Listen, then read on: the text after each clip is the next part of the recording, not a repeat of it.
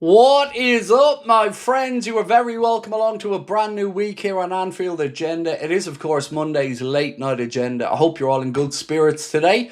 We have a lot to go through as the appointment of Andoni Iraola looks like it is getting closer and closer.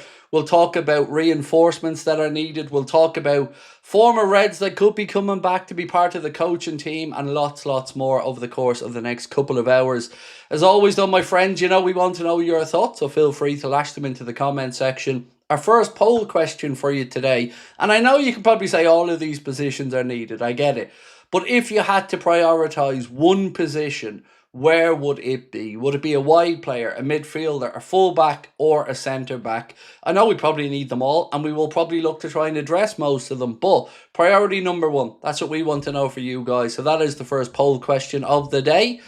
Oliver, let's get into this one. Said David C. Kopp said DIAMONDE agreed with PSG.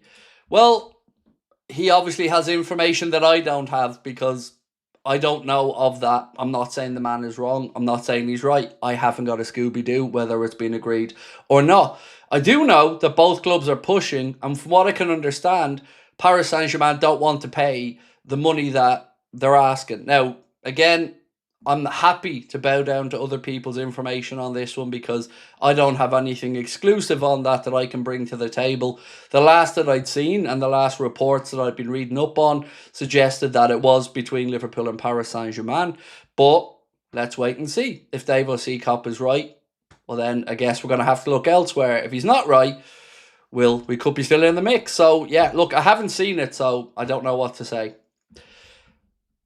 This one, as a Norwegian, I would love Nusa. Great player. We were talking about him, Daniel, a little bit, mate, earlier on, myself and Connor on the podcast, and he's a name that doesn't really get talked about much, but I think should be in the mix, like you've said. Antonio Nusa is a very good player. I know he more often than not plays on the left side as a wide player for RB Leipzig, but I don't know. See, the thing I struggle with there is I can see Leipzig wanting to be fleeced of both their wide talents in one window. So if we're going to lose Yan Diamonde, I don't think they're going to want to lose Nusa as well. So that will be, I guess, one of the bigger issues around that situation. But like I've said, I'm not saying it's impossible. It's just not something that I've seen. But he is a player who I totally do understand. By the way, did you see Isak's goal today? Woo-wee! Woo! There's our boy. That's the Isak that we thought we were getting. Now, they did lose 3-1 to Norway, but Isak's goal was absolutely top-notch. If you haven't seen it yet, treat yourself. You'll enjoy it. Picks up the ball left side of the Norway half, then just runs towards the 18-yard box, cuts inside onto his right foot, goes full Cody Gakpo, and bends one in top corner. It was a really good goal from Alexander Isak, and hopefully a sign of him starting to sharpen up and get back to full fitness. Underarm Forehair said, "Hey Craig, how are you? Looking forward to a good stream." I'm good, yeah, I'm good. Good, my man. Just busy day today, making sure everything was ready to go with Anfield Agenda Extra. I hope you guys enjoyed Lewis's first video up on the channel. We certainly did. And as promised, we're going to try to bring you different styles of content that maybe I haven't got the time to do. Because when it's just me and Connor, you're constantly churning out news content. And the type of videos that Bence and Lewis will be making, they're more labour intensive, and I just don't have the time to get through them all and keep on top of everything else. So that's why we were delighted to welcome on board Lewis and Bence, and I think you guys are going to really enjoy the extra bits of content that they're going to be able to bring. And thank you, by the way, to all the lovely comments and welcoming comments to Lewis today in the comment section as well. It didn't go unnoticed, and it means a lot to us. Cap LFC said, "Long time listener, first time super chat." I'm genuinely always buzzing and humbled, mate, when somebody says that. It means so much. It really does. It means so much to be somebody's first super chat. Because I actually remember the first time I sent a super chat as well, so it means a lot to me. First time super chat, knowing the intensity and structure of Iraola's tactics, who fits the bill and who falls short, including loans coming back? Much love. I mean, it's hard to really know what way Iraola is going to assess the squad. Now, even from being at Bournemouth, I'm sure we'd have a fairly good understanding of Liverpool's players and, who he will be coming in to look to bring more out of, who maybe he doesn't think is a fit. I'd be hopeful though that, let's say, Harvey Elliott. I really hope that he finds a place for Harvey Elliott, because one thing we need to do this season is have a deeper squad. And I don't care what anybody else says. Harvey Elliott gives us those options, whether it's him filling in the 10, whether it's him filling in a wide position. I think he just gives us a bit more breathing room. And he is a Liverpool player. Look, fair enough, maybe under Arne didn't see a way that he thought Harvey would be beneficial to him. But this is a new regime, so we have to wait and see. Maybe Curtis Jones as well. We don't really know what's going on with Curtis Jones. Is he going to have a change of heart? Is he going to stay? Then you've got the likes of Endo. So lots of uncertainty. But players that I think will absolutely benefit from Andoni Iraola coming in, as Lewis said in his video, Isak, I would imagine, would benefit. Certainly, Milos Kerkez isn't going to be too displeased that the coach that really brought him on at Bournemouth and progressed him is going to be coming in as well. And I think it also makes me a little bit calmer about the right-back position, because that is, of course, the position Andoni Iraola played himself, so he'll know exactly what type of attributes he'll be looking for somebody to come in and fulfill that role for Liverpool. I am, like Rand said, full Cody Gakpo. Well, that is the Cody Gakpo manoeuvre, to be fair, cutting in onto your right foot and bending one into the far corner. I mean, I think it's fair. I think it's a fair comparison. Noosa embarrassed Sweden tonight, said Splodge. So I will admit, mate, I only seen the highlight of Isak's goal. That was it. I haven't seen the rest of the goals in the game, or I didn't watch the game. But yeah, just happy to see Isak back scoring, to be honest. But I will have a proper look later on when I get a bit more time and see what Antonio Noosa was all about. Right, let's get into some news, ladies and gentlemen, because that's why we're here, isn't it? So let's work backwards, and let's start off with this from Simon Jones of the Mail. So Simon Jones said that Newcastle have identified Marco Palestra as a prime summer target. Manchester City, Arsenal and Inter are all known to have asked about Palestra as they assess the right-back market. Liverpool are working on other priorities, said Simon Jones. Now, I don't think Liverpool can overlook the right-back market. I can understand if there are one or two areas that Liverpool want to get done first and foremost, let's say a wide player. But Palestra is somebody I think we should be in the mix for. If there's enough clubs wanting him, like Inter Milan are, and he had a good loan spell at Cagliari, it would be sensible for Liverpool to be looking there. But of course, he is a young up-and-coming right-back, so maybe Iraola will have somebody else in mind. I don't really know, to be honest, but I'd hope Liverpool's name is in the mix there with him. This from Mundo Deportivo. Anfield Edition posted this to say Thiago Alcantara could be set for a return to Liverpool as an assistant coach ahead of the imminent appointment of Andoni Iraola. Liverpool believe that Thiago could do a great job because he knows the club very well, which would help Iraola in settling in, while he could also contribute to the team recovering aspects of the style and philosophy that seem to have been lost in Slott's seasons as coach. I'm fine if it's Thiago. I'm fine if it's Jimmy Milner. I'm fine if it's any former Liverpool player coming back in. As long as he's wanted by the new coach, happy days. Always good to have former players around the club. And Thiago Alcantara would, I'm sure, be able to help out a lot on the training pitch as well. I know we spent some time with Barcelona and Hansi Flick.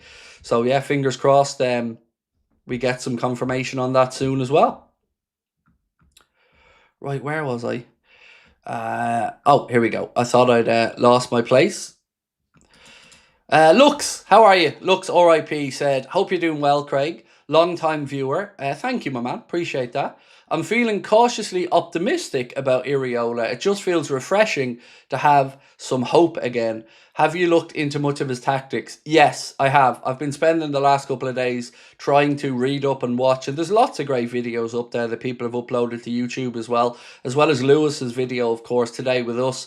That gave me a bit of insight as well as I watched that back earlier on. Yeah, I'm like you, cautiously optimistic, feels about right for where I'm at as well. With any new appointment, there are going to be people, understandably, who have some concerns. And I'm not going to push back on anybody that has concerns about Iraola or any other candidates, because it's very hard to get the perfect coach. And we came from a world of being blessed to have Jurgen for the 9 years that we did. And he was just a great fit for our football club. So Yeah, I want to touch on for a second as well on Arne Slot's goodbye post that he put out today. I thought it was just a classy act. I really do. I have nothing else to add. No smart arse comment. I thought that it was very somber. I thought it was very heartfelt.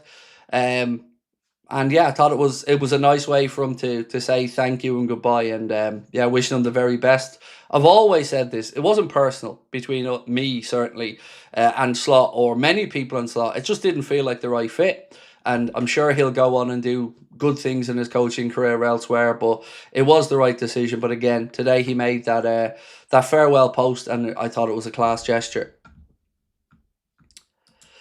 Graham, how are you, mate? Graham McIntosh, thank you, bro. Sanil, thank you for gifting 10 memberships in the chat as well, dude. Absolutely top notch. Appreciate you. Simon said, a strong defence must be the priority. Wingers come and go, but goalkeepers and defenders are usually in for a long time. A good base can always be built on. Agree. And myself and Connor were talking about, like, I think it was James Pearce, forgive me if I'm wrong, but I think it was James Pearce said that Liverpool are prioritising other areas and might not look at the centre back market. Now, we can't believe that's true. And David Lynch as well said something similar. I'm trying to find David's exact wording because I don't want to misquote him. So David Lynch, speaking with Anfield Index, said, where is it? Where's this one? Yeah, I expect somebody who's played for Liverpool recently to join the coaching staff. And then he said, I don't take Liverpool's position about not signing a centre back as fully true. And I don't blame him for saying that, because I can't sit here and take it at face value either. Because let's look at the landscape right now for Liverpool at centre back. We've got Virgil van Dijk, who's coming into his final year.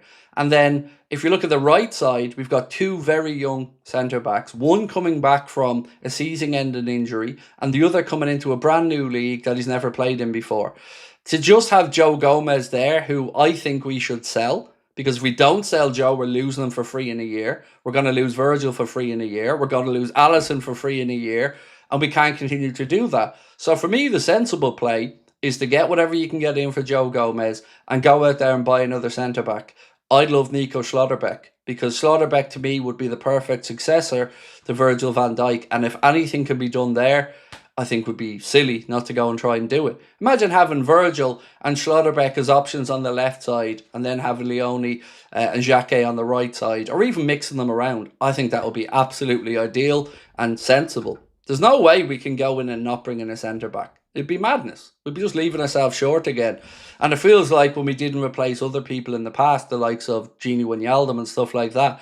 So if you let Canade go, which the club have, and again, time will tell whether that was the right or wrong decision, but it was a decision that has now been made. So I don't think we can just go, oh, well, Canade's gone, we don't need to replace there. Come on, that's foolish. Look what mess we landed in last year at centre back by leaving ourselves short. We've got to learn that lesson. David, how are we, David? Said priority is wingers, evening all.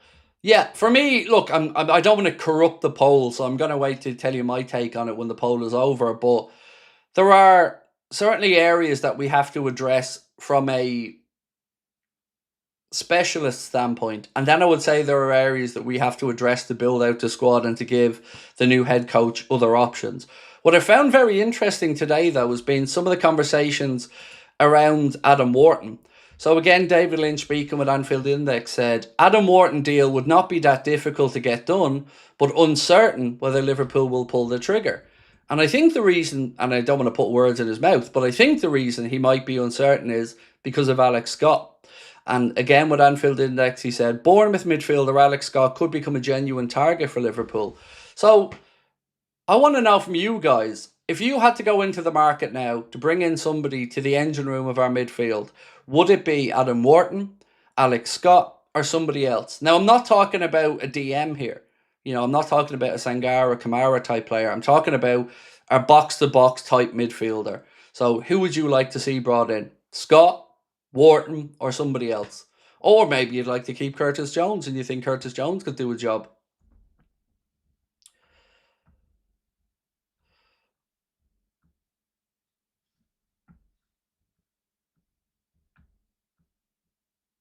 One sec, I'm just checking a few things. Somebody said I missed their super chat. Let me just try and find it for you, my friend. Done that one, done that one, done that one. I'm just scrolling back through, buddy, just to make sure I haven't missed. Well, I probably have missed it, to be honest. My dumb ass always misses a few things. Let me just bear with me for 1 second, my man, and I'll try and find it for you.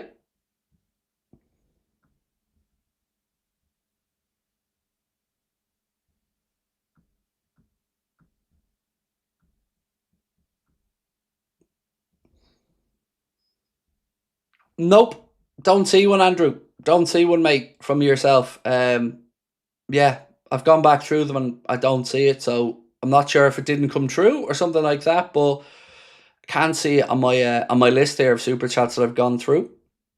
Let me just triple check again. So Splodge, I've done that one. Cap LFC, I've done that one. Underarm Forehair, done that one. Daniel, that one. Oliver, that one. Graham, that one. David, yes. No, I haven't missed it yet that I can see anyway, dude. But if you can see something that I can see, by all means, please let me know, because I don't want you to waste your money. Rob said, IRAOLA, you think, doesn't want to take a vacation after work. It'll be a shock if everybody talks about IRAOLA and Honus comes. I'm fine with either one of those, Rob, in all honesty. Whether it's Andoni Iraola, who it certainly looks like it's going to be, or whether it's Sebastian Hoeneß, either one would be good for me. Again, either one would have pros and cons as well in there, but I think both of them would give us a brand of football that we'd like as Liverpool fans. Wharton for Tilt 810. Scott is a workhorse, said Christina van der Merwe. Jason said he'd keep Curtis. Alex Scott is a 10, Wharton is a 6. For attacking, I would say Scott. I don't think Wharton's a 6. I don't consider Wharton a 6. I consider Wharton an 8, personally. I don't think he has the attributes to play as a proper 6. So for me, I think Wharton is an 8, and I think Scott could be an 8 or a 10. That's just my take on it anyway. But we still do need a proper number 6, and I wouldn't feel comfortable with Wharton as the 6 in our team. I just don't think he's the right fit as a 6, but I could be very wrong on that, and maybe he could come in and do really well. I just don't see him as what we'd need in that regard, but I wouldn't mind him, let's say, if Maka went to come in, and that's kind of where I'm going with it. Alex Scott, box to box, Wharton for the 6th position, midfielder next season, Wharton, Gravenberch, Scott, Szoboszlai, Wirtz, the Oni, said Mo Salah. David Coker said, no chance of us getting Anderson. As much as I would love if we signed him, would be happy with either Wharton or Scott, but why not get both of them? The reason I say we might not get both is, one, we have to look at outgoings in that position, and also we have to get a bona fide A6. And now maybe Andoni Iraola would look and say, right, Wharton could be a 6 in my system. Fair enough. For me, though, I would rather we went for somebody like a Sangar, Kamara, or a specialist in that regard. But you know, there's a reason I'm not the head coach here, so I'll happily bow down to whatever Iraola and Hughes and Edwards thinks the right fit. Eddie, how are you, mate? Said, we still have Calvin Ramsey, so we have a right back. The thing I would say first and foremost about Calvin Ramsey, Eddie, is we can't go into the season expecting him to stay fit. It's Conor Bradley's situation all over again for me. Because if you look at Calvin Ramsey's track record of time at the club, he hasn't been able to stay fit here or on loan. Since he's come from Aberdeen, it just has been a bit of a mess. So I don't think we could plan. Now, I'm not saying he couldn't be a supplement to another right back, but honestly, I'd rather we brought in a right back that we're happy with for here and now, and loan Calvin Ramsey out to see if he can get a full season under his belt. A. Riley said, hey Craig, excited. How excited are you for the new season?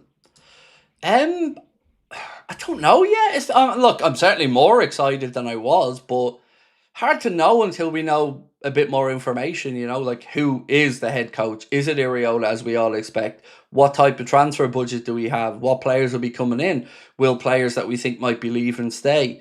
But definitely feel a lot more optimistic going into the new season, mate. I feel happy enough to say that one. Graham McIntosh, thank you, bro.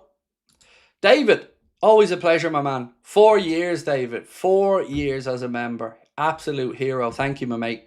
Said, hey, Craig and Connor, thank you so much for the giveaway. Can't wait to receive it. Oh, did you win the Fowler shirt? Sorry, Connor sorted that one out earlier on. David, I didn't realise that was your good self, mate. So well done. Nice one. Now, what I would say, David, is give it a month or so. It always takes that because all these things are framed to order.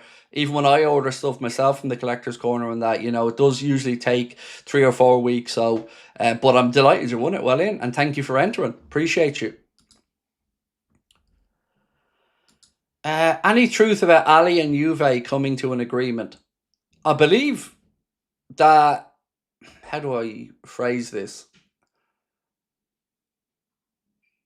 I think there was never really a doubt that there would be an agreement that would be able to be reached between Alisson and Juventus, but it was a case of what Liverpool wanted to do. And Liverpool have let it be known that they want him to stay for this year. So at that point, look, the honest answer here is I can't say anything 100% because, like you, I'm a little bit confused by what's happening with the goalkeeping department. I've seen some reports linking Alisson, which we've spoken about a lot on the channel, and I've seen some other reports linking Georgie with a move. I think, I'm trying to remember who it was. Somebody said 3 clubs had been offered Georgie Mamardashvili on loan in Serie A. I can't remember which journalist it was, so forgive me for that, but I don't know, mate, is the honest answer. But Liverpool want Alisson to stay. Sunil said, Leone and Xhaka are great signings once they're back from their injuries. Canade would have got his contract had it not been for a bang average season. Yeah, the Canade one, look, I'm kind of relaxed about it, Sunil, as long as we get a replacement in. But if we don't get a replacement in, I'll be straight back to thinking they've cheaped out again. I think all of us as fans can understand that there was a number that the club would feel comfortable with, and then there was a number, obviously, that Canade wanted. And if those two numbers weren't matching up, or even the add-ons or the bonuses weren't matching up, that's fair enough. Everybody's entitled to draw their line in the sand and say yes or no.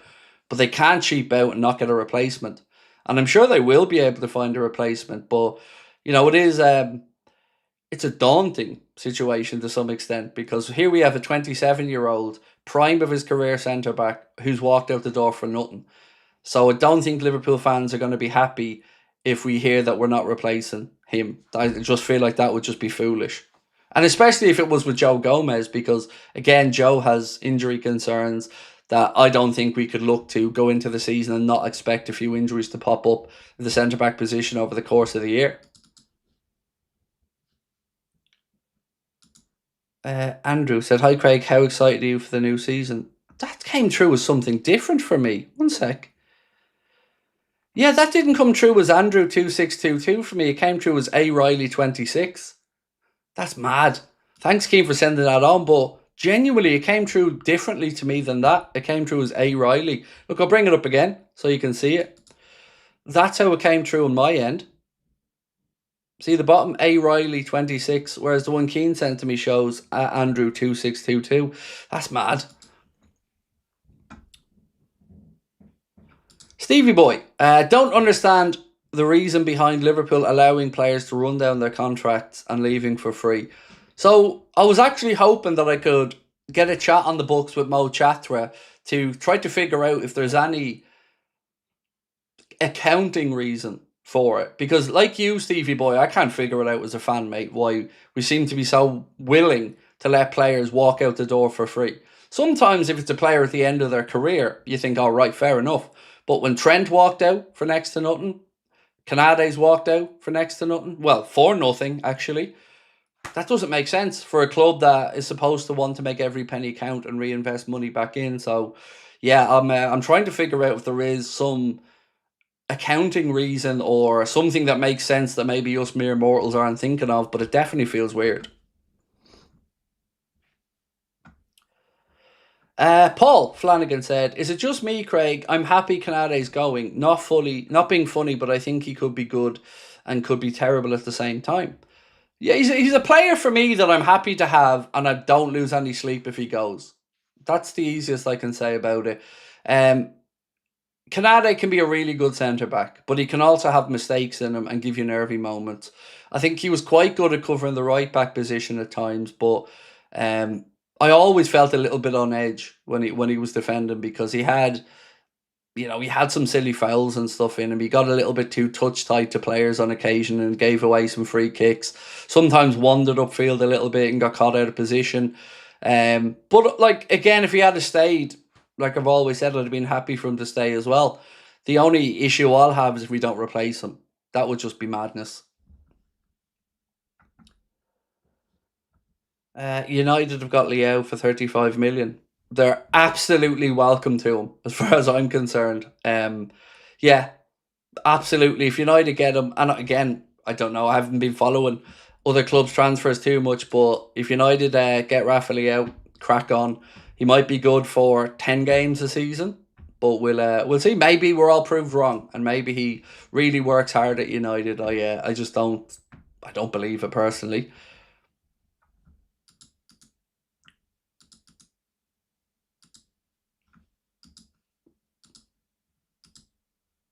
What's this one?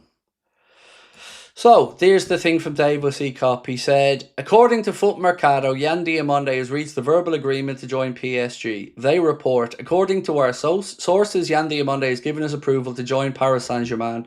This is a crucial step in the recruitment process, as the Parisian club is waiting for mutual interest before making a move. Diamonde, on the other hand, is reportedly less enthusiastic about the prospect of joining Bayern Munich, who are also interested in his services. He is, however, also tempted by the prospect of joining Liverpool. It remains to be seen whether PSG will be able to reach an agreement with Leipzig, who are in a strong position given the length of contract. The Parisian club has no intention of overpaying for any player, believing they already have sufficiently talented squad, as for the competition is reportedly diminished due to the complexity of the situation, as the player is said to have 2 separate contracts. Yeah, not really sure what to make of that, because a player agreeing personal terms isn't really an issue. Players can agree personal terms with a few clubs, but it's getting the agreement with Leipzig. Now, I'm not saying PSG won't be able to get that, but I can't be the only one that feels if PSG got him and we got Barcola, it does feel a little bit like we got a consolation prize. Now, I'm not saying Bradley Barcola couldn't come in and do a very good job, but it always felt to me from the outside like Diamonde was priority number 1 in that position. So it'll be interesting to see if anything comes out kind of pushing the Liverpool side of this or suggesting that that's a bit closer. Let's have a look and see what's been in the news today on that front. Sorry, what's this one on? Okie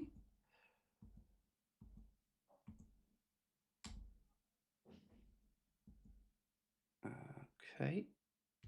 Sorry, I'm just flicking through a few bits here. So, Santi Auna said, Paris Saint-Germain's pursuit of Yan Diamonde is progressing well. Several meetings have taken place with Leipzig. Diamonde is given the green light to a move to PSG. He's also attracted by the possibility of joining Liverpool, and PSG have no intention of paying over the odds. So, what I'd be doing, and I said this to you guys the other day, if I was in Liverpool's shoes right now, I'd be really pushing the card of, you're going to play here, mate. You're going to come in and go into our first team. You're going to be the guy to replace Mohamed Salah. You're going to be the guy that we're leaning into for the next 7 or 8 years. You can't really make that at PSG. PSG can say there'll be enough game time for everyone. I'm sure there will.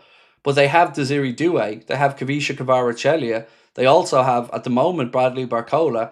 So I think if you're looking at it to progress, honestly, and I would say this because I'm a Liverpool fan, I think Liverpool can offer him a clearer pathway straight into the first team.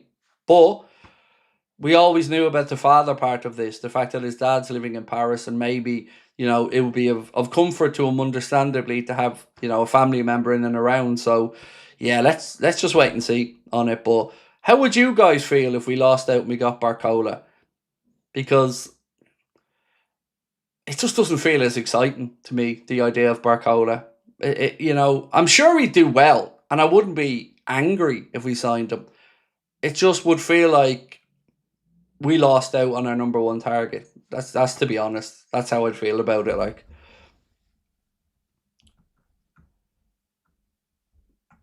Akliouche is a great shout to play right wing. Monaco's willing to sell him. So that's another name that Paris Saint-Germain are interested in. I think for them it's going to be one of Akliouche or Yan Diamonde.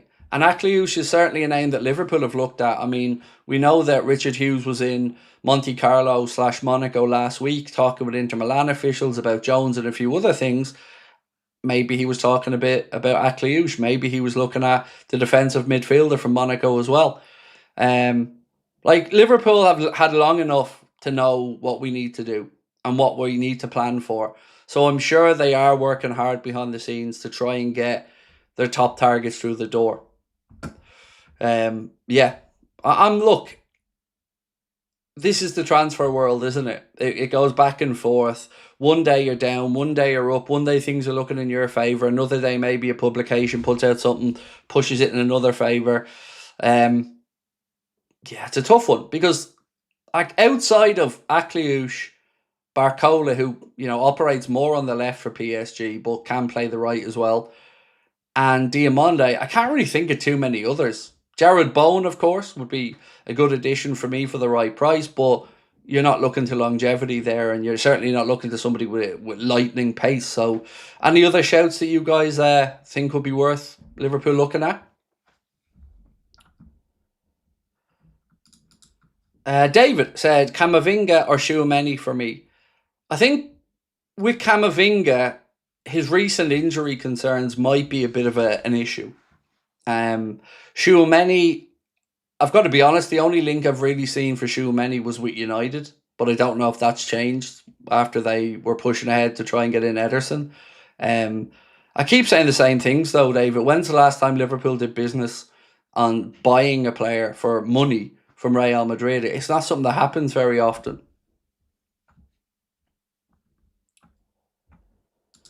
Do we sell Connor Bradley? Said Corbin. The honest answer, mate, is I still don't know the extent of the whole Connor Bradley situation. I understand why it's private and I understand why it hasn't really progressed too much from what Chris Williams said, but I don't know. Like, how long is he out for? Is this a career-threatening injury? There's so much uncertainty there that all I feel comfortable in saying is we do need to bring in a right back one way or the other. After that, I don't know. We have to remember these are guys' personal medical records, so understandable that this thing is kept hush-hush. Tony said, hey Craig, much love to you. Any news on Curtis? All I can say, Tony, is I've not heard much credible stuff about him changing his mind. So from what I can gather, Jones likes the idea of going to Inter Milan and Serie A and kind of doing something like Scott McTominay, proving that he's a midfielder that was underappreciated maybe by a lot of people in England, goes abroad and maybe shines over there and shows what he can do. After that, I don't know. Everything certainly looked like it was trending towards him moving to Italy if Inter Milan could agree a deal with Liverpool, but it's tough to try and second guess what's going to happen next without a confirmation on the head coach and a few other bits and pieces. So I'd only be speculating, mate, to be honest with you. Ben said not getting Semenyo will hurt even more with IRAOLA coming in.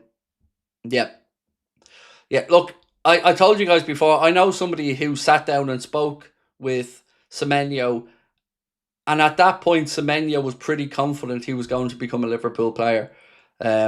What happened after that, who knows? But he's a Manchester City player now, and yeah, I certainly would have benefited at Liverpool from having IRAOLA there, but ultimately Man City put their money down on the table and we didn't. Motorhome Dreamer, 4 months with us as a member as well, my friend, thank you. Hughes needs to look at free transfers, add to the squad.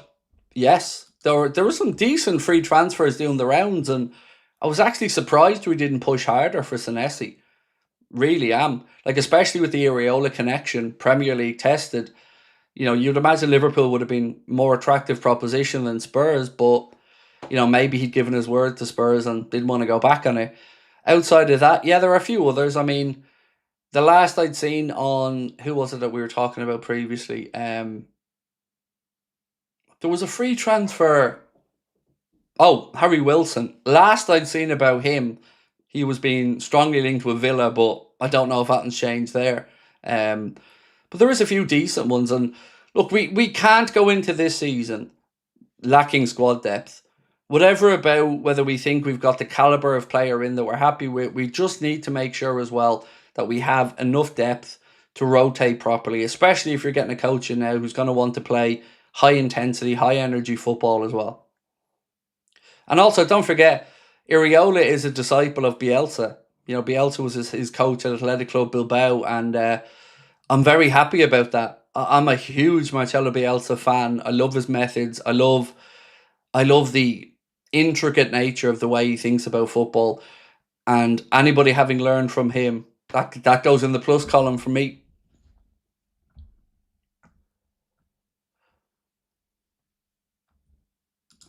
Eddie said, sorry mate, I just meant to say, save spending all that money. We have Calvin Ramsey as backup. Yeah, and if he can stay fit, fine. But that's the issue for me, Eddie, with him, is he hasn't been able to stay fit. And at the moment, well, we've had a bit of a nightmare in that regard this season. You know, Connor Bradley's been out, Frimpong's been in and out. Calvin Ramsey's had injuries and they're not been really looked at by Arna. So, yeah, no problem. But it would him staying around. But I personally would just rather we loan him out and get him. Even if it's a loan that has a mid-season callback if we need to, or a break clause in it, something like that. I just think he needs to get game time. If Gomez stays next season, do you think he'll finally score a goal? No. But I don't think he should stay. And I don't say that because I don't like Joe Gomez. It just makes no sense to me to allow him to leave for nothing in a year when you can get some money from this summer. It just feels like a no-brainer to me. Get yourself a few million quid or whatever. I don't even dare to hazard a guess. Let's say 15 million quid, 18 million quid. I don't know. I think if you can get that, you should sell and reinvest it in somebody younger. That's what I would like to do. Somebody in the 25, 26 age category.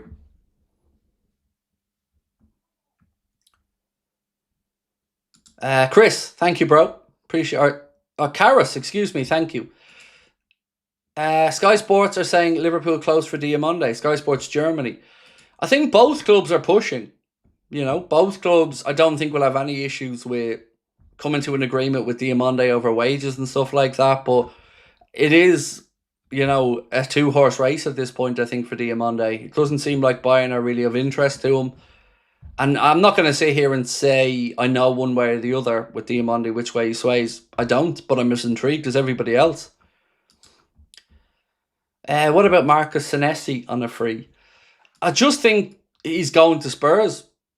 You know, that's the last thing we'd seen, that he'd given his word to Spurs and he was going there. Now, I would take him in a heartbeat. And he isn't going to the World Cup either. So we would have a full pre-season with him because he wasn't included in the Argentinian squad for the World Cup. So for me, yeah, I'd be all over that. If we could, you know, turn his head, why not? Martin said, Edwards and Hughes have made leaps and bounds in our youth team. We've signed a striker from Crusaders in Ireland, heavily linked to Rich Eichhorn, 16-year-old Hoffenheim. Or is it Hoffenheim or Hertha Berlin? Sorry, it's Hertha Berlin, isn't it? Plus all the centre-backs and CM Martinez. And there was a part, let me see if I still have it, sorry. I think we spoke about this yesterday. One sec. Where was it?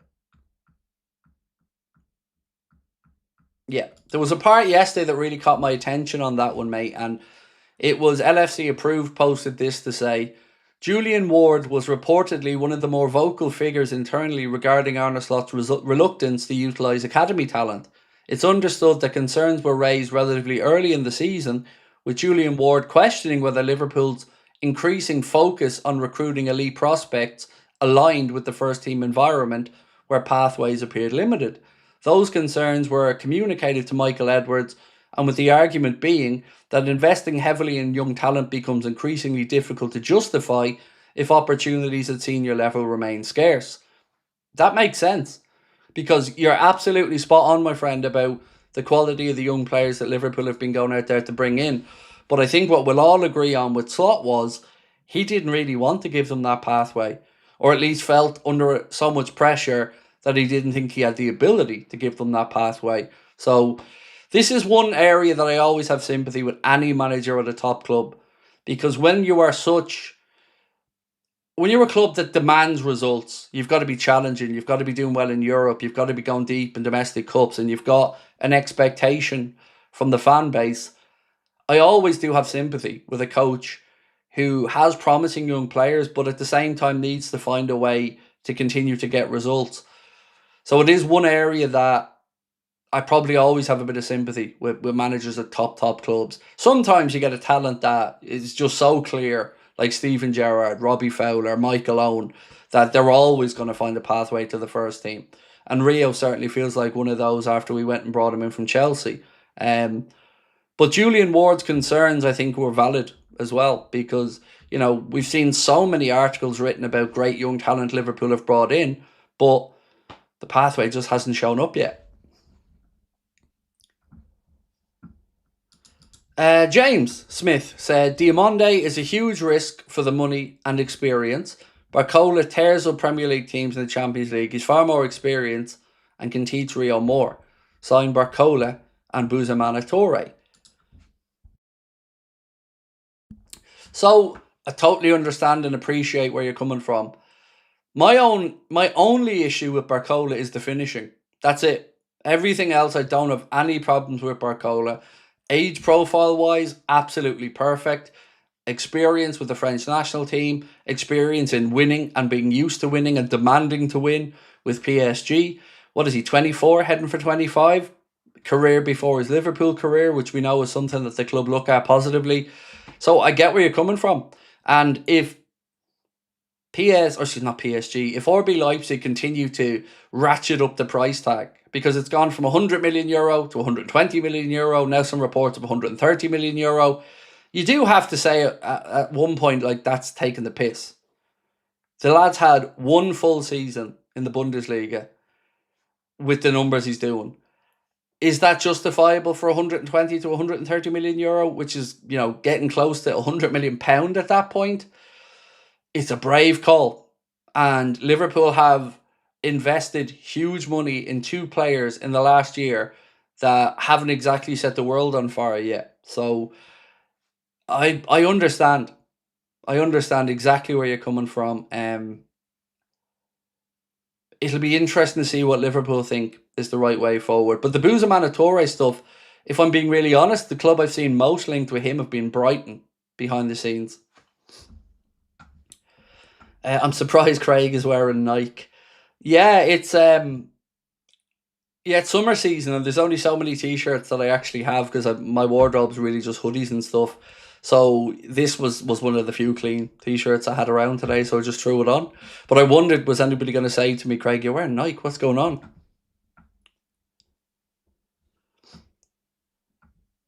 Wasted the Goat said, Diamonde saying it's his dream to play for Liverpool and his father would love to see him go there. Surely he picks us with guaranteed playing time.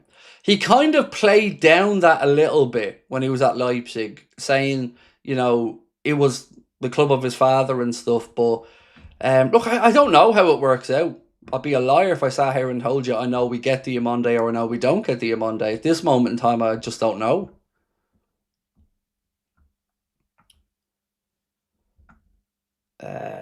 This one.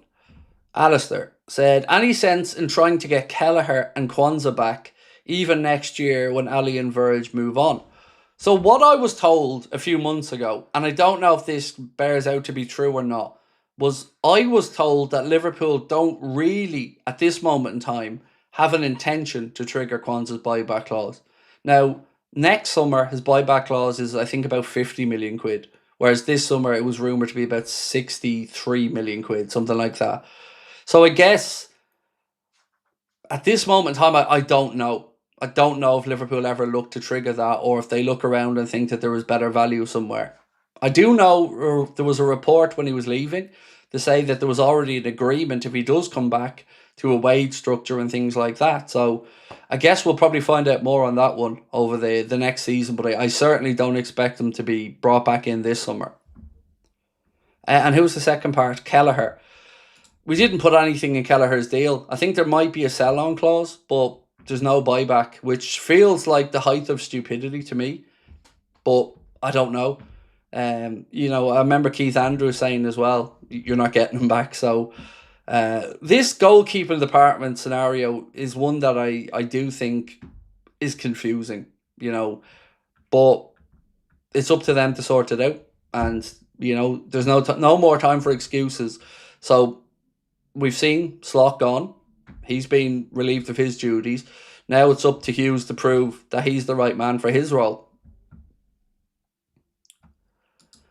Do you see a Robbo U-turn? 100% no. 100% no on that one. And the reason I don't see a U-turn is twofold. One, again, he said his goodbyes. But I don't think Robbo left because of Arne Slot. I don't think Robbo left because he didn't like the man. I think Robbo left because his contract was up and he just wants to play more. And when you're at his age and you're at the business end of your career, I can never begrudge a player that. Because football careers are relatively short if you look at other professions. And if Andy Robertson just wants to play and he can be promised that he's going to be the first one on the team sheet or the first left back there, I can understand entirely why he'd want to take up the opportunity. So yeah, no, I don't think there's any chance he turns around on that one. And on Salah, I think I've come to my own conclusion that I don't want Salah to change his mind, because we've all been through the emotional roller coaster there at this point, and it feels like with Arne gone, Salah gone, I think it's just time to draw a line and really look forward. And now, like I said the other day, I'm actually mentally happy to talk about a rebuild or progression now forward, because we have a new coach in who I'm happy to see, or we will have a new coach in who will be happy to see put his own stamp on it. So I don't think, and I also don't think Michael Edwards and Richard Hughes would be wanting to fork out that 400k a week for another year. So for me, I think that's played itself out as well. So we do have a poll running and we're nearly at 4,000 votes, so we'll knock it on the head after that. But we're asking, which position is your top priority for the summer transfer window? Winger, midfield, right back or centre back? Nachos LFC said, how much would it cost to get Bowen? This is a guess, but I've seen the number 40 million thrown around. I've seen somewhere, but I can't verify it. Someone talked about a 20 million thing. I think there's no hope in hell that West Ham are going to accept 20 million. I don't even think there's a relegation clause in his contract. So, yeah, 40 million seems to be a sensible number that I've seen thrown around. And I think if you can get a little bit off that, it makes sense. Because you're not going to get a sale down the line. You're not going to recoup money on that. If you're bringing in Bowen, for me, you're bringing him in to be the experience that we don't have on the right-hand side. But then again, some other people might say to me, Craig, Chiesa. Chiesa could be that experience. I don't know if we'll ever see Chiesa back to the player we know he could have been or showed promise to be. But if the club and IRAOLA wanted to go down that route and Chiesa was happy to fight for his place and thought he was going to get a fresh start, hey, he could be a more than credible option as well. We know he can fill in centrally.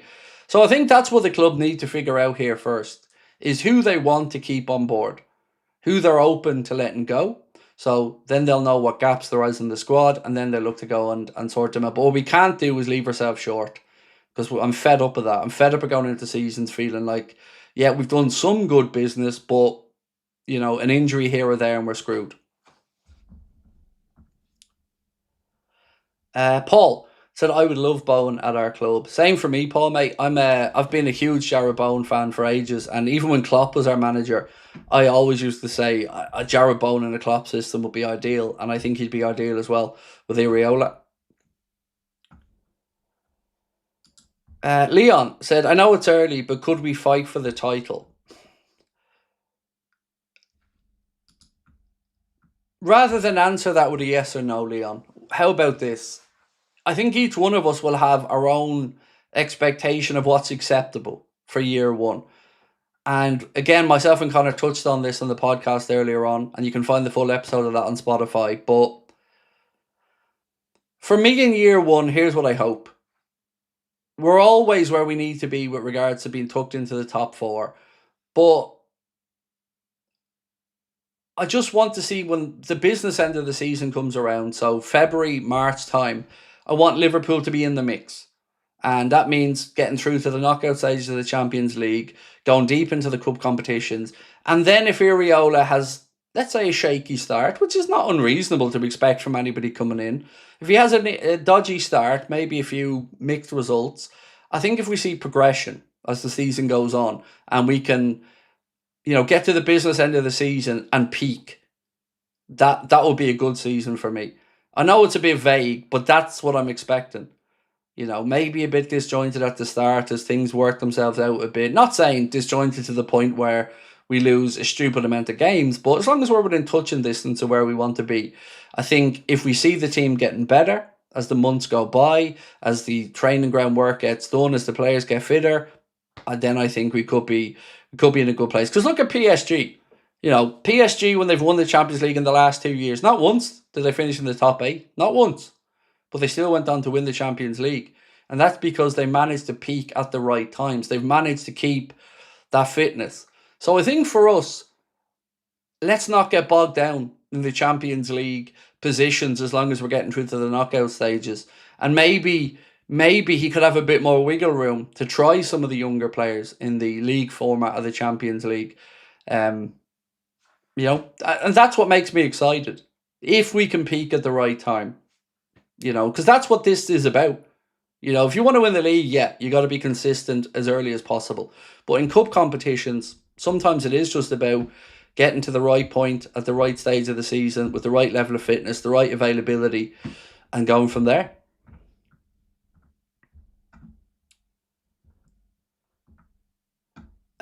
Given they'd be both available on a free and they both played for us already, would you bring back Núñez and Trent? Where did you get that Núñez would be, or Trent to be available on a free? I don't know where you got that one from, because there isn't a hope in hell that Madrid would let Trent walk out the door for free when they know they could get 40, 50, 60 million quid from him. And Núñez, no. Look, I don't want to sit here and slag off Núñez, but the fuck am I going to have somebody who's not good enough to get into a team of the Saudi Pro League coming back to Liverpool all of a sudden and thinking he's going to be good enough? Like, remember that. He couldn't get in to the, was it Al Hilal team? He was kicked out. They brought in Benzema. They stuck him into their Champions League squad, and that was it. So there's no way in my head I'm accepting a player that can't get into Al Hilal in the Saudi Pro League being good enough to come back in and get into our team again. It just feels like it'd be wrong of us to go back in that direction. And Trent, as I said, Real Madrid are going to want a huge fee there. And that's the biggest gripe for me with any idea of him ever coming back to the club. I'm all up for somebody saying, I'm sorry, I'm all up for Craig Diamonde's going to PSG. You don't know that, Justin. All you're doing is reading Dave OC's post that said he looks like he's going that way and taking it as a given. Don't fall into that trap, mate. And I'm not saying that to be a smart arse to you. I'm saying it for your own well-being. Until we hear absolutely bona fide, credible people saying it's happening, don't torture yourself with it. Just take it with a pinch of salt and see what happens. Because, I know how the transfer business works, and it's so,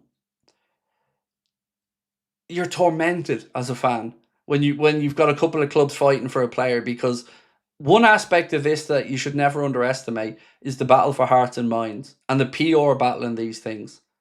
Look at Barcelona and the whole stuff with Atletico Madrid recently. They were trying to make out like it was almost a done deal that Julian Alvarez was going and there was no other conversation to be had, and it was destiny and all this other shit. So yeah, let's just wait and see on that one. I'm not saying it isn't going to happen. They're absolutely in the mix, but just don't give up just yet.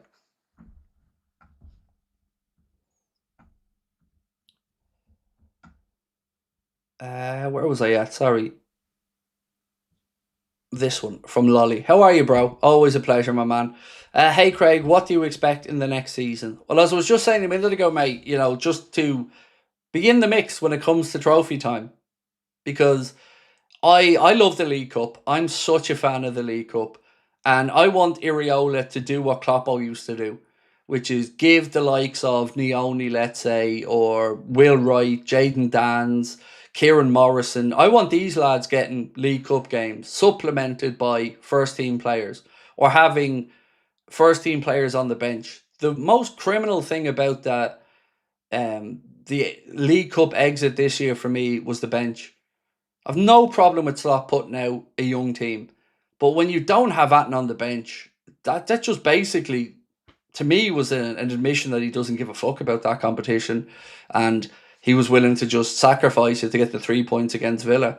And I love the League Cup, and nobody can tell me that when you see Wembley on a League Cup final day and the fans are there, that it doesn't mean something. Trophy's a trophy. We only get a chance to play for 4 of them every season if you're lucky enough to be in Europe. And I don't think any football club should be turning their noses up at it. Yes, maybe financially it's not the most lucrative competitions, but it's a cup competition. It's a trophy, and it's been a great pathway for us to bring through younger players.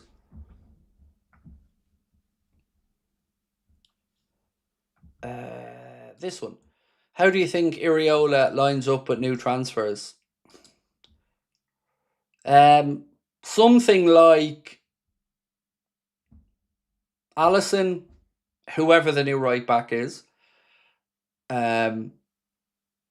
Jacquet, Virgil, Kirkes.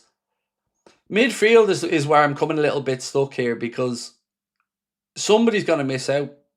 If we're going to go with Rio on the left and AN other winger on the right with Isak through the middle, someone's going to miss out. So Soboslai to me has to play. Wirtz for me has to play. And then it's who plays in the deeper lying role. Is it going to be Gravenberg? Is it going to be Kamara, Sangar, somebody? I don't know. Yeah, it's impossible to say at this point. When we know who the players are, easier to give you that kind of answer. But I'm equally as intrigued to see what players might leave the club this summer. Because I know we don't like talking about sell to buy, but I feel like there will have to be maybe at least one fairly reasonably sized transfer fee brought in for Liverpool to then go and attack on as many fronts as we need to. Because if we're being blunt about it, we could probably do with a left back, a right back, a centre back, a DM, an 8, 2 wide players, and that's just, without building out the squad.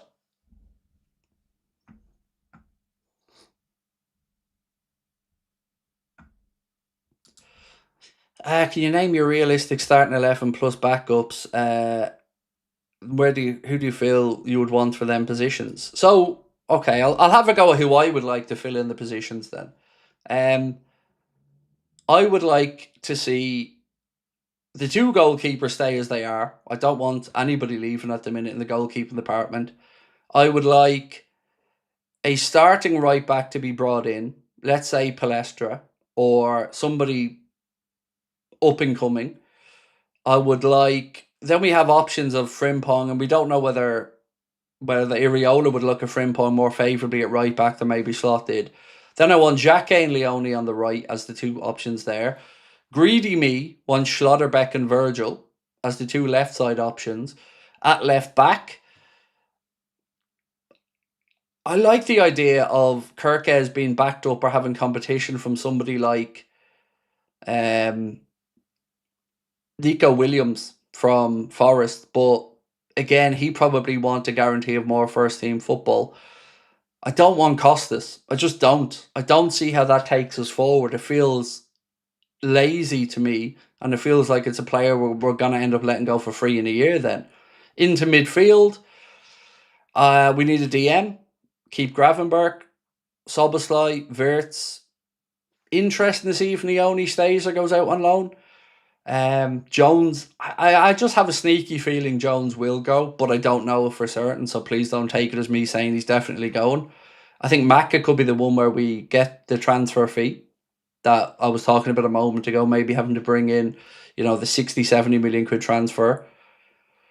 Wide players, right side, an experienced winger, and I'm open to that being Chiesa if that's what IRAOLA wants. I'm also open to that being Bowen, plus a young wide player, whether that's a Barcola 24, 25 or Diamonde 19. Left side, we have Gakpo, we have Rio. I know a lot of people are probably going to say sell Gakpo. That's a conversation I think we could have in a year. But right now, I think we need to keep him to have as a very good option. And then through the middle, this is the part that I'm really stuck on.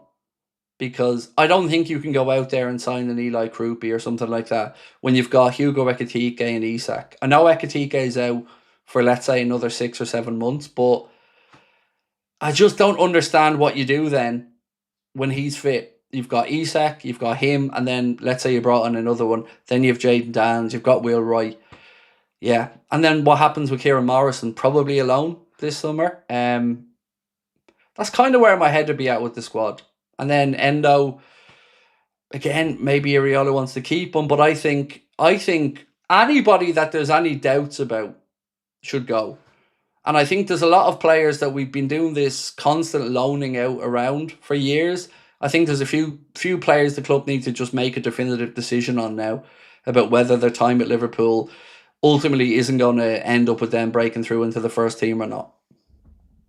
Because look at what some other clubs have done. Chelsea, Manchester City, they've made a lot of money selling prospects that have come through. And us not so much, really.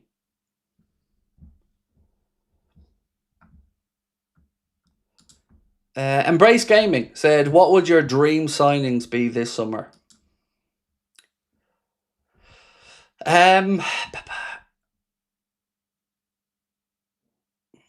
I don't know at right back, and that's the honest answer. I don't know.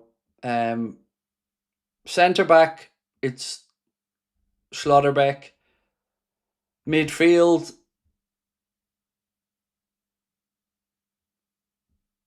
probably either Kamara from Aston Villa or the other Kamara. I want us to bring in... I like Wharton. I really do like the idea of us signing Wharton. And I think the only thing that's maybe putting a bit of doubt in my mind on that is the Alex Scott link as well. So other than that, the wide players that we spoke about, 2 wide players ideally, but yeah. That's kind of it. I'm really struggling on the right back one though. Like Palestra is a name, of course, that's been doing the rounds. Dumfries, I don't know, man. Dumfries just, it's a bit meh for me. Like, it's not very Liverpool-y as well. Like, if Bradley was fit and we knew Bradley was going to be in for the season, then somebody like Dumfries I wouldn't have an issue with. If it was that bit of experience cover that can maybe help out in a couple of areas. But with us not knowing really what the situation is with Bradley, I find it really difficult to know with any level of certainty what we're going to do at right back.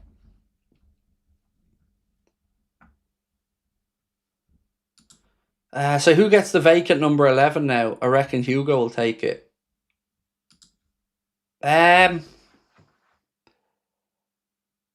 So there was differing opinions on this the other day. I want Rio to get it, but I also appreciated that somebody else said, let Rio earn that. Give him 1 more year and let him earn it. But I think it will be an incredible show of faith in the young kid. Now, look, maybe Rio doesn't want to change number. Maybe he's happy with the number he has, but I'd love to see him get it. I really would. And then if Maka goes, the 10 is free. So, you know, I could also see Rio in the 10, wearing that number. Yeah, that's kind of where my head's at with it. But 11 for me, Rio, just feels... You know, I'm old school. I want left winger wearing number 11. I know Salah wore it on the right, but when I was playing football, the left winger wore number 11. So give it to Rio for me.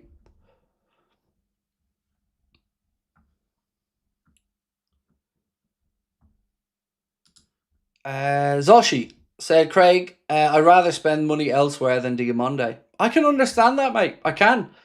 Do you know, maybe you guys can help me out on this one, but I don't remember seeing an estimation of a transfer price for Barcola. You know, I could have just missed that one, but, you know, what would the asking price there be for Bradley Barcola? You know, if it was in pounds, maybe 70 to 80.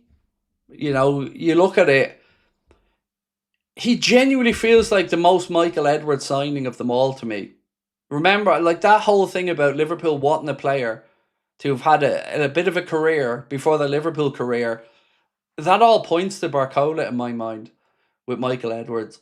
Somebody who's coming in 24, 25, very experienced. Maybe the club feel like they can finish a little bit more, they can round them off a little bit. That just, to me, makes a lot of sense. So I understand why you might not want to throw all that money at Diamonde. And I also don't want us to become the club that just wants to try to buy our way out of issues.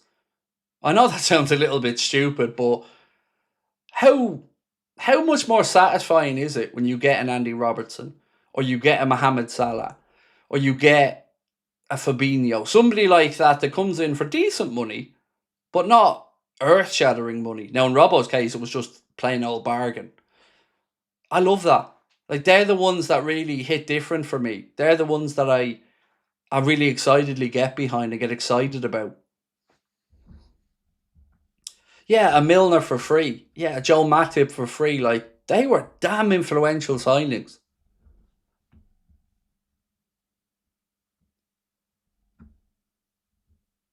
Jason said, if we buy Barcola, it's another Nunes. Yes and no.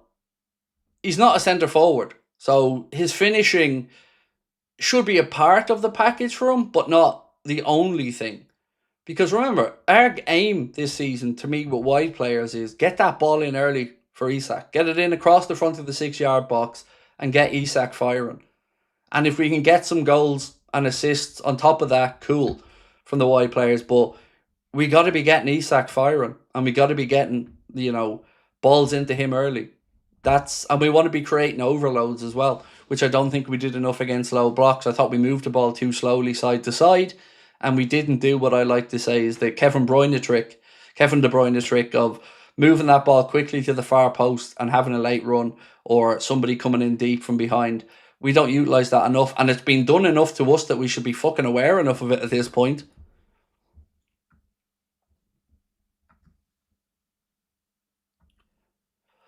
Gumi said, could get Salah, Mane, Firmino for the price of some of the forwards now. Yeah, I think even Jurgen said that he never fully, I don't want to say appreciated, but at the time he didn't quite realise how amazing that front three was. When you look back at it now, you just think, holy shit, like, that was amazing. Like, they complemented each other so well, that front three. I know that there was a bit of headbutting between Salah and Mane over things, but that's natural. That's natural when you're both driven and you want to be the very best. And then you had the selflessness of Bobby Firmino just knitting it all together. It was just chaotic poetry in motion. That's the way I like to think about it. It was beautiful. And one of the things that I don't think we do enough anymore, that was one of my favourite things under Klopp, and it's something that Luis Enrique does, I don't think we swap flanks enough. Sometimes maybe you're not getting joy out of a fullback, but if you swap over and give the fullback a different thing to think about, maybe a different angle to look at. PSG do it quite a bit. You'll see 1 minute, Barcola popping up on the right, or Doué popping up on the left, and we did that at times as well with Salah and Firmino, or Salah and Mane, and I want more of that. Anything that causes doubt or chaos in the opposition mind, I'm all for. And we were a little bit too predictable under Arnott at times.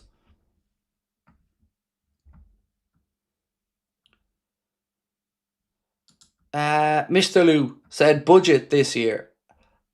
I don't mean this to be a cop-out answer, because it is the honest answer. Liverpool don't really have a budget. And the reason we don't have a budget is, think about it this way. If you run a company and I said to you, right, you have to run this office for me, and you've got a 50 grand budget to run the office for the year, you'd run the office for the year for 50 grand. But if I said to you how much does it cost to run that office for the year, maybe the number's 40 grand. So it would be stupid of FSG to go to Mike Gordon and Michael Edwards and the lads and go, there's 200 million. Because you know damn well you're spending 200 million quid.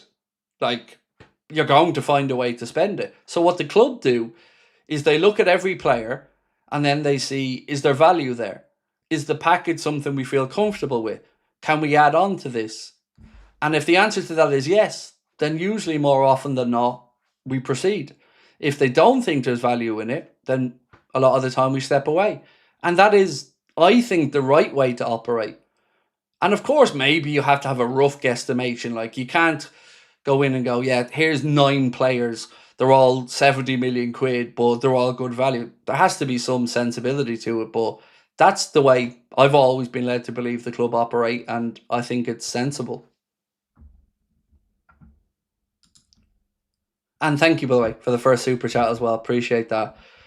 Did I see Isak's goal earlier today? I did, Adam, and it was very welcome to see it. Picking the ball up left side of the Norway half, breaking into the penalty area, cutting onto his right foot and bending one in top bins. Certainly, certainly felt good seeing him do that, and hopefully we see plenty of that in a Liverpool shirt. Right, let's end this poll anyway. So we asked, what position is your top priority for the summer? 53% of those of you that took the time to vote, and thank you to the 4,800 people that did, went for a winger. 53% winger, centre back 24%, midfielder 13%, right back 10%. Gakpo may be the player to sell to get money in. Maybe. It's just a risk because right now, wingers seem to be the big commodity in world football. I think if everyone sat back and watched that Paris Saint-Germain Bayern Munich semi-final, everybody's seen the damage good wingers can do. So wingers are at a premium at the minute. And if Liverpool did let Cody Gakpo go, we'd have to make sure we have the right replacement. And if they do, no problem. Again, I don't think Cody Gakpo would fall into the indispensable category for me. Good player, happy to have him around, but I do feel he's paid too much. I think the wages that he's rumoured to be on are too much. And if somebody came in and we were able to find somebody who the club felt could come in and do an equally good job, I'm open to that as well. But don't want us to be doing too much.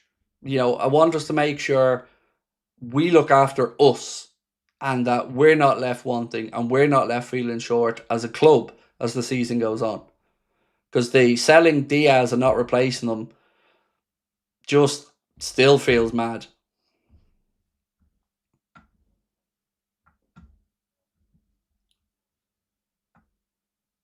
Where am I on? Lewis said, do you think it's 100% Rio will be our starting left winger? Do I think it's 100% Rio be? No.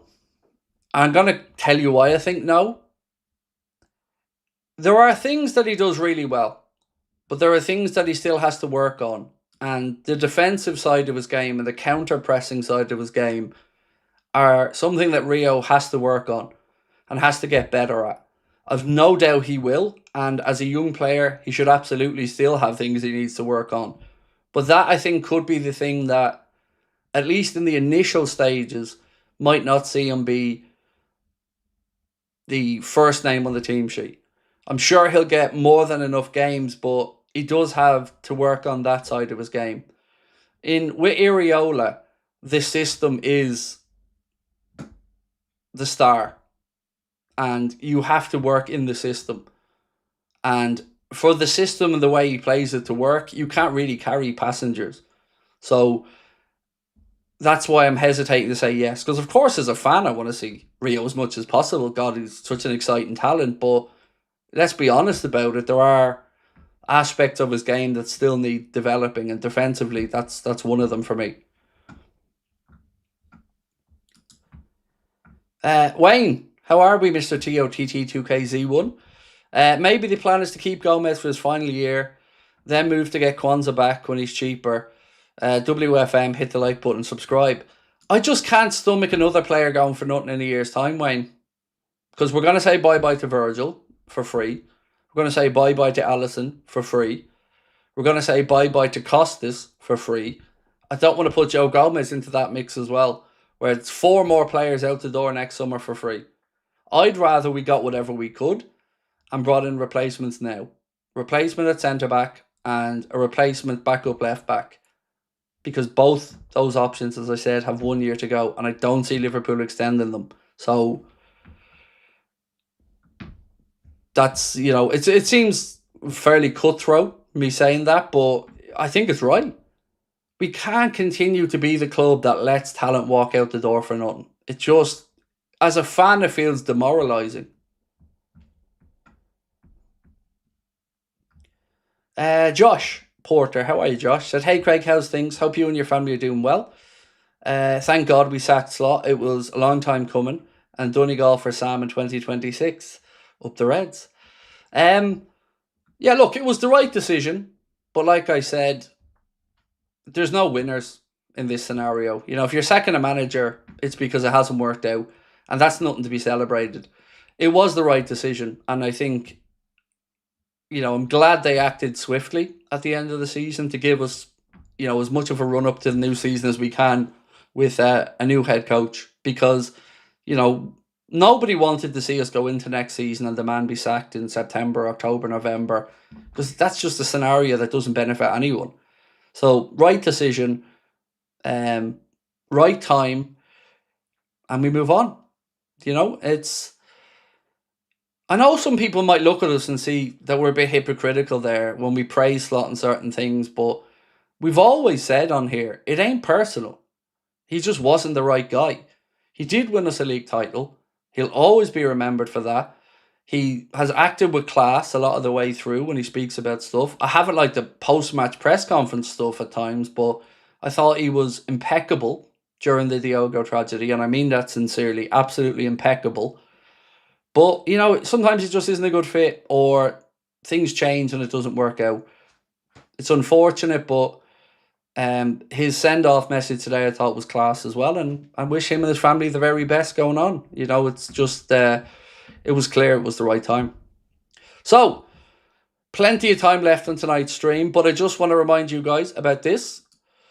Anfield Agenda Extra officially launched today. We've, as we promised, rebranded the Clips channel, and you're going to be getting content on there from myself, from Connor, from Lewis Aspinall, from Ben Spochak, and from Mr. Chris Stonage. The first video went up there today from Lewis, where he said 10 things that Andoni Iraola would immediately improve at Liverpool. Brilliant video from Lewis. Great one to kick us off. There's a video up there for myself and Connor as well, talking about the Canade situation. All you have to do is make sure that you scan that QR code or search Anfield Agenda Extra, spelled AXTRA. And over the course of this season, you're going to see styles of content on there that we haven't been able to bring. So I was reading the comments on there from Lewis's video earlier, and a lot of people were saying it's great to see these type of breakdowns and stuff. And it is, but I want to tell you why we didn't have it to this point. It isn't because Connor and I didn't feel capable of doing it. It's that they're extremely labour intensive. So what we've tried to do on here over the years is be on a constant 24-hour cycle of news. Our content is pretty much what we would call in the industry throwaway content. It needs to keep going into the next day. We don't have the time to make much evergreen content. And that's why we wanted to expand this season, welcome on board Benson Lewis, and give them less time constraints to get the content out and make the content that they want to do in as much depth as they can. And we hope that gives everybody a little bit of something that they want.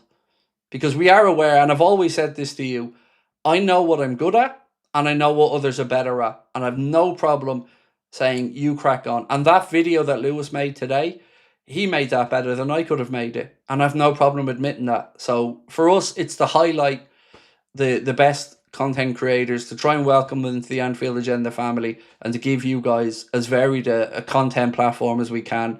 And we hope that you guys enjoy it over the year, because I'm really excited. I thought Lewis was brilliant in that video, his first one on the channel. And here's to many more.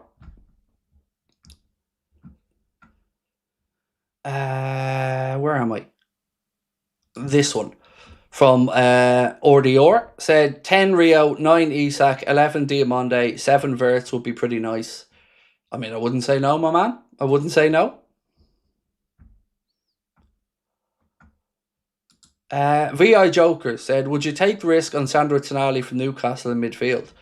I don't think it would be a risk at all. I'd be absolutely over the moon if you could sign Sandro Tonali. I don't think we will, but yeah, without a doubt. He's a great footballer.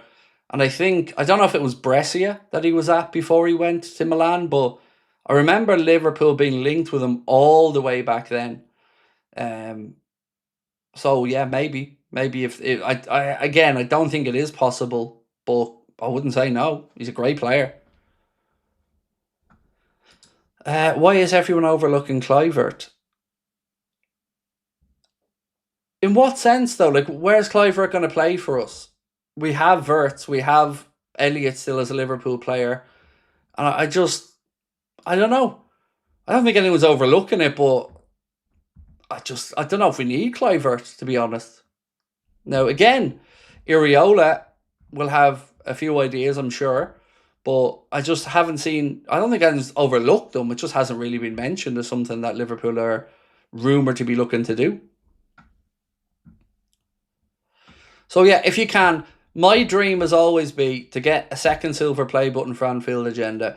To do that, we need to get Anfield Agenda Extra up to 100,000. It's currently I think it's nearly at 61,000 subscribers. So if you can and you haven't subscribed, really would appreciate if you could check that one out. What's this one that I've been sent? So Romano has said, despite change of manager, Liverpool's stance on Alisson is not expected to change. Liverpool management see the Brazilian goalkeeper as untouchable this summer. And rightly so. Absolutely rightly so. You know, why would we undermine ourselves? Like, with him, I don't mind him going for free in a year's time, if he does. Maybe Liverpool extend. If Alisson went through this season with no injuries, maybe Liverpool look to extend. But I certainly feel like we're a better, well-rounded squad with having Alisson in it. Imagine Bajcetic worked out what a player he was.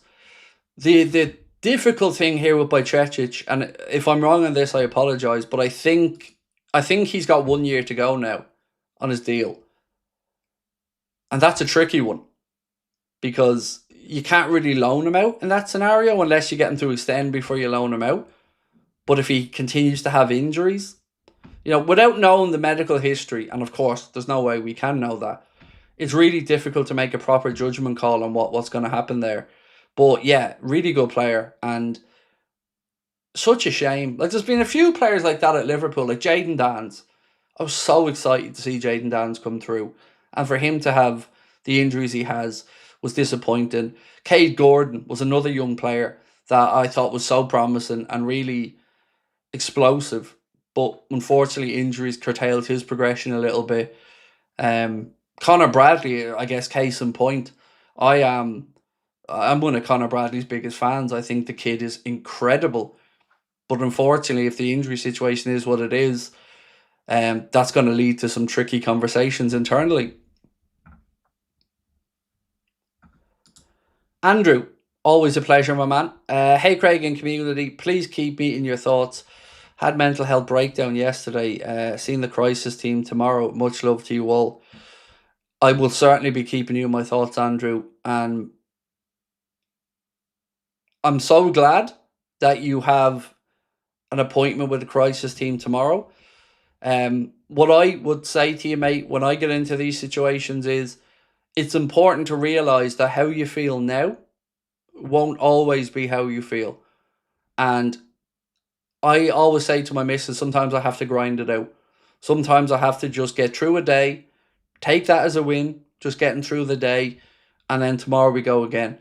So I really, really, really hope that tomorrow brings you a positive outlook and a positive bit of news from your appointment. But again, incredibly brave of you, my man, to speak up. It will help a lot of people. It's important that people know that it's okay. If you broke your arm, you go to the doctor. You know, the things that we can't see are the things that are inside our own mind. And it's very difficult for other people to understand that. So thank you for speaking up. I wish you nothing but love, my friend. And you know our community's here for you. And I know, mate, just by saying that, even just by opening up like that, you'll have helped somebody. Somebody watching now will be thinking, yeah, you see, it is okay. It is okay to have these conversations. It is okay to be vulnerable. Because let's be honest, none of us are fucking perfect. And we all need help at times. And what I find, Andrew, when it's tough sometimes is, as men, we can be very good at giving advice to other people. But sometimes we don't follow that advice ourselves.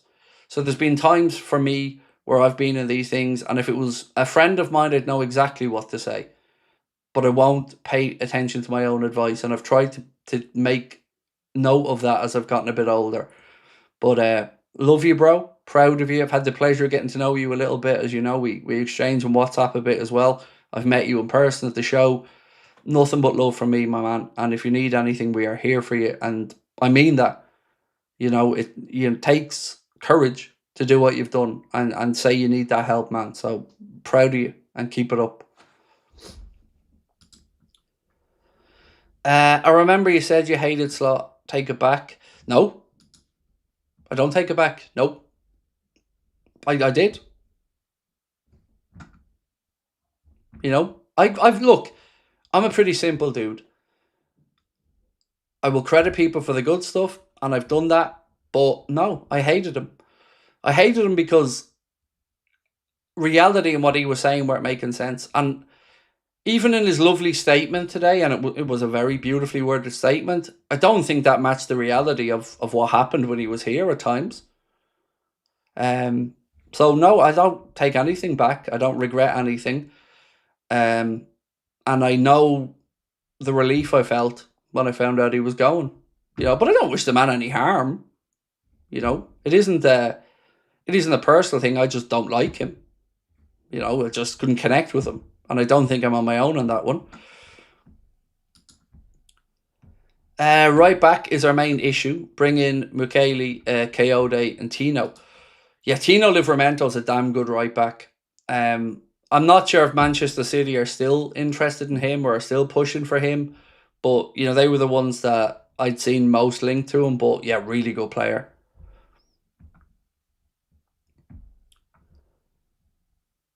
And again, do you think I don't know, Abdullah, what this type of comment is meant? Like, you're just trying to walk me into trouble. And I'm around this content world long enough now that I can spot a leading statement when it's put in there. So, I'll let it go this time, but just know I'm well aware of what your intent was with the comment. And it wasn't a throwaway comment, mate, was it? Red Jaden, how are we, bro? Said, seen some delusional Arsenal fans. You could have just left it at that one, and we'd all gone, yeah, seen them as well. Seen some delusional Arsenal fans saying they're bigger than Liverpool, saying they're supposedly got more fans. Yeah, the fans that they had to invent for the parade. Did you not see the images going around of the same Arsenal fan in 5 and 6 different positions? Look, let them say what they want. Let them live in their own delusion, whatever they want. Arsenal are a big football club, no doubt about that. But you're not a properly big football club until you have a European Cup. And we have 6 of them. And the most league titles. And the most trophies. And a far bigger fan base worldwide. So they can think what they want. These are the same fans that tried to tell us that Saka was better than Salah. That Arteta is better than Klopp. I don't want to be a dick. Like, I don't. But it's hard to take a lot of what they say seriously at times because they're a big club, but they're not a super club. They're not in the category of Real Madrid, Barcelona, Manchester United, Liverpool, Bayern Munich, AC Milan. They're just not. It's not me being rude to them. But that's the facts as I see it. Yeah. They're not even the biggest club in their own city, in my opinion. I think Chelsea have a bigger, richer European history than Arsenal do. But look, they were a good club, and I get a lot of time for Arsenal. They're a well-run club, and they've been very patient with Mikel Arteta. to give them 6, 7 years to get to that league title. Fair play. But Jesus, I mean, they just fuck off with some of the stupid takes. Like, it's just ridiculous. They're not doing themselves any favors. Injuries is problems of medical headquarters. Well, it can be a couple of things.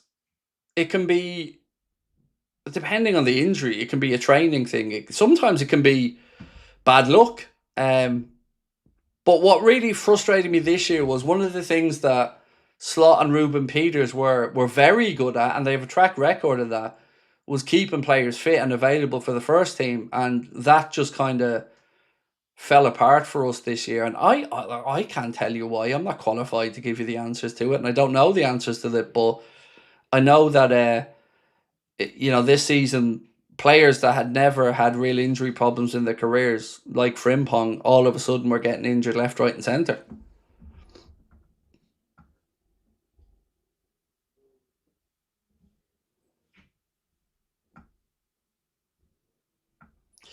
Most people struggle to name an Arsenal fan they know personally. Honestly, Robert, I know quite a few. Like, obviously, Lee is probably the most high-profile mate of mine that would be an Arsenal fan. And shout out to Mr. Gunner, sending him love as always. But yeah, even growing up, I have to say I knew quite a few Arsenal fans in our friend group and in my extended friend group. They're a well-supported club. I'm not here to, belittle Arsenal at all, but I don't know anybody in the world who would, outside of, even if you took the two fan bases out of it, you go around the world now and ask who's a bigger football club, Liverpool or Arsenal, and I don't think it's even a debate. Good luck, Andrew, said Red Jaden. Class act, mate. Thank you. And I know we all send Andrew our love.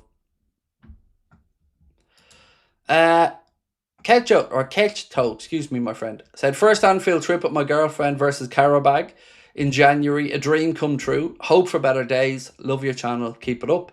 Thank you. Well in on getting the first trip. I got really lucky, right? So, remember when Kloppo came in? If I remember correctly, Kloppo's first game was against Spurs. And then he had, was it Ruben Kazan or something like that? We had a home game in the Europa.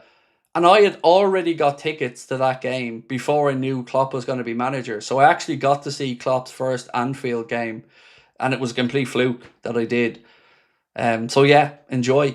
I remember the first time I went to Liverpool as an adult on my own, like without going with parents or whatever, I went over to see Liverpool play Real Betis in the Champions League when Rafa Benitez was the manager. And I was actually sitting 2 rows behind the dugout. And I couldn't believe my luck that day. And still to this day, I remember watching Joaquin and thinking, he's a good player, that Joaquin. Wouldn't mind him at Liverpool. But yeah, enjoy. I'm glad you got your first trip and I hope you enjoyed it. Brandon, I'm only 25 and I lost my dad a few weeks ago by an aneurysm and was on life support till the end. We'll be sat with him and I'm getting support tomorrow. Well, it is important that you speak to somebody and get that support. It's incredibly difficult to lose your father at a young age, and 25 is a young age for you to lose your dad. I can certainly identify with you. I lost my father at 21. So, Brandon, I'm an only child. I grew up spoiled rotten, by two parents who unfortunately, had a fondness for the old drink, and my parents' relationship hit a rocky patch. My mum, oh God, I feel like I have to bring this up because it's important to the conversation. But basically, my mum started taking tablets and drinking and trying to kill herself, and then it became apparent why. We found out that my mum was raped by somebody close to her, and it came out after her second suicide attempt. And that then, my parents' relationship broke down and my dad hit the drink hard. And there was one Christmas where I was doing my leaving certificate and I was doing my mocks at the time.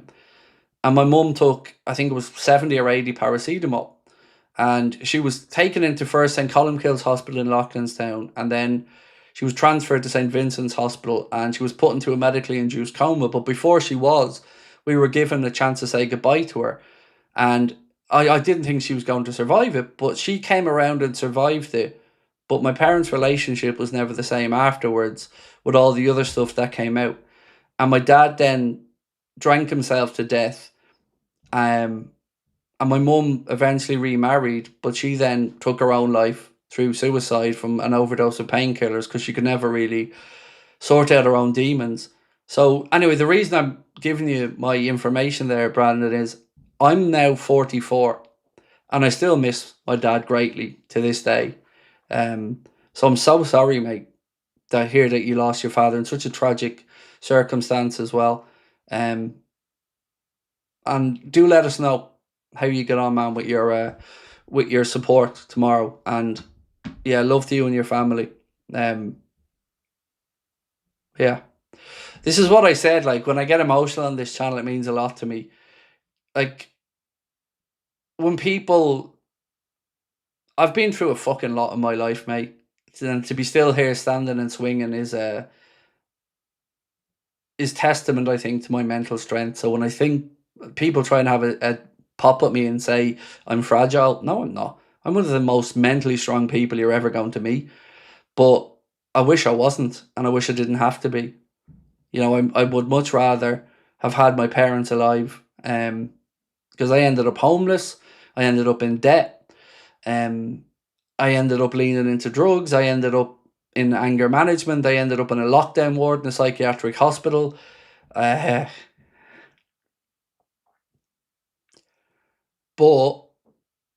the most important part, Brandon, is I got through it, and you'll get through it. The pain's always going to be there from losing your dad, mate. You're going to carry it with you. But spend your life making your dad proud, you know? And it was important for me to break the cycle in my family. You know, my grandfather died at 37. My father died at 45.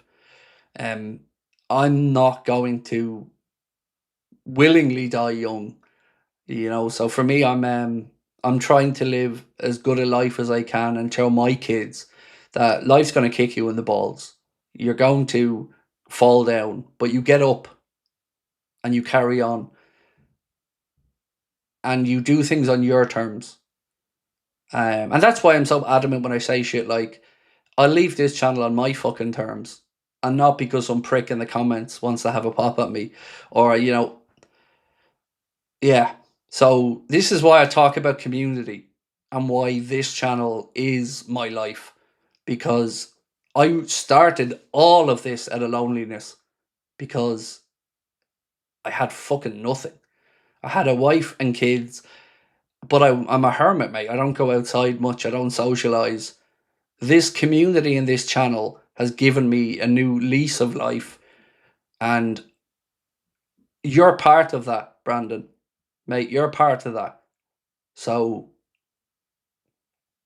thank you for being part of that. No, I'm here if you need a call or anything, mate, about your dad, or if I can help or point you in the right direction or recommend some good grievance counsellors or anything to you, bro. That's what we're here for. That's what this family here is about. So look after yourself, Brandon, and, you know, don't be a stranger. Don't be afraid to reach out or, you know, put a hand up, man. Appreciate you. Yeah, sorry, I was going to grab a quick drink.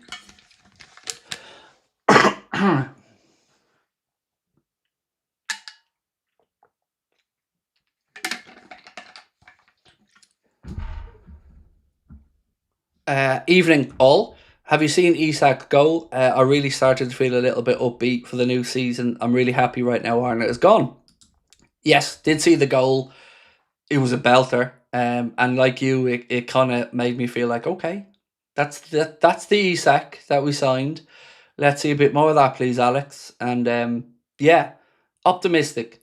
I think that's one thing, Itachi, we all feel now as fans, right? Is that, you know, it might not be a perfect season ahead, but we feel like it's a fresh start, and we feel like we're going to get back to a level of football, the style of football that we can identify with, you know? But again, just to kind of tie up that whole Brandon conversation, last night there was somebody said, thank you, Craig and Connor, for the channel and the community. And I might have sounded a little bit harsh when I said the community aspect of this is me. It's down to me. And that I didn't say that to sound snide towards Connor. It's just Connor has a more fulfilling life than me in certain regards. And this channel and building this community was the most important thing to me outside of... I didn't care about the views. It was about building a community and a group of people. And that was why I was a bit... I didn't mean that to sound like a knock at Connor, because it isn't my intention. But that's the side of the channel that I excel in. Because I need it to nourish my life. I need the community aspect. So when I said that yesterday, I come off the stream and I thought, I hope Connor watching this back doesn't think that I was trying to negate his impact on anything. It's just that one particular thing. It's like when I say to you, I'm never sharing watch-alongs. I'm not. And I'll never apologise for it, because I love my relationship with you and I love the interaction with you and I love the freedom, which is why when I think I've let you down, it hits me hard. Like when I made the I'm sorry I was wrong video and stuff. You know, it might seem over the top to some people, but I don't like letting you down because you've given me so much. Thank you, Itachi, mate. I don't know, you know, but I know my kids are, and my wife is, and that's good enough.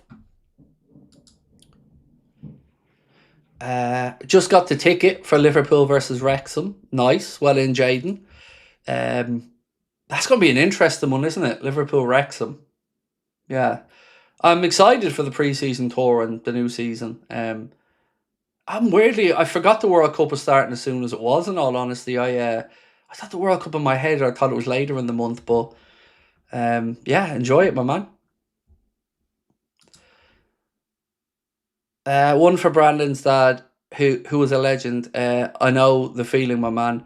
And one for Craig and Anfield Agenda. The show, keep spamming YouTube to see if it's on. Be happy, everyone. Keep having your passion and let's have a drink one day. Definitely love to have that drink, Giannis, mate, and thank you. You know, that's super, super generous of you, dude. And I'm guessing you're in the UK by the currency, so absolutely, hopefully, mate, that drink is there for one day, and certainly will be on me, Giannis, if we ever have the pleasure. And yeah, I think we can all share a sentiment in a moment for Brandon and his family as well. Class act, Giannis, mate. Thank you. David said, hey, bro, just joined. What's the news? Well, I feel like that's a nice segue into me going through the news. So let me do exactly just that. Let me run through everything that I have for you guys from the start of the day right to the end of it. So, started off with a couple of bits from Amos Murphy that said, it would be a surprise if Iriola, it wouldn't be a surprise if Iriola kept Curtis Jones. I think that will come down to Curtis Jones, though, rather than Iriola. Like, Curtis Jones might have his heart set on that move. But if he wants to stay, happy days as well. Also, from Amos Murphy, he writes, although Wataru Endo was never fancied by Arne Slot, it would be unlikely to have a key role under Iriola. As the midfielder is under contract until the end of next season, there is every chance the new manager keeps him in the squad. Having fallen out of favour under Slot, a change of manager for Harvey Elliott could revive what looked to be a previously dead-in-the-water Liverpool career. Then it was David Lynch via our friends at Anfield Index who said Adam Wharton deal would not be that difficult to get done, but uncertain whether they would pull the trigger. Also, again, staying with David Lynch and Anfield Index, I don't take Liverpool's position about not signing a centre-half as fully true, and I agree.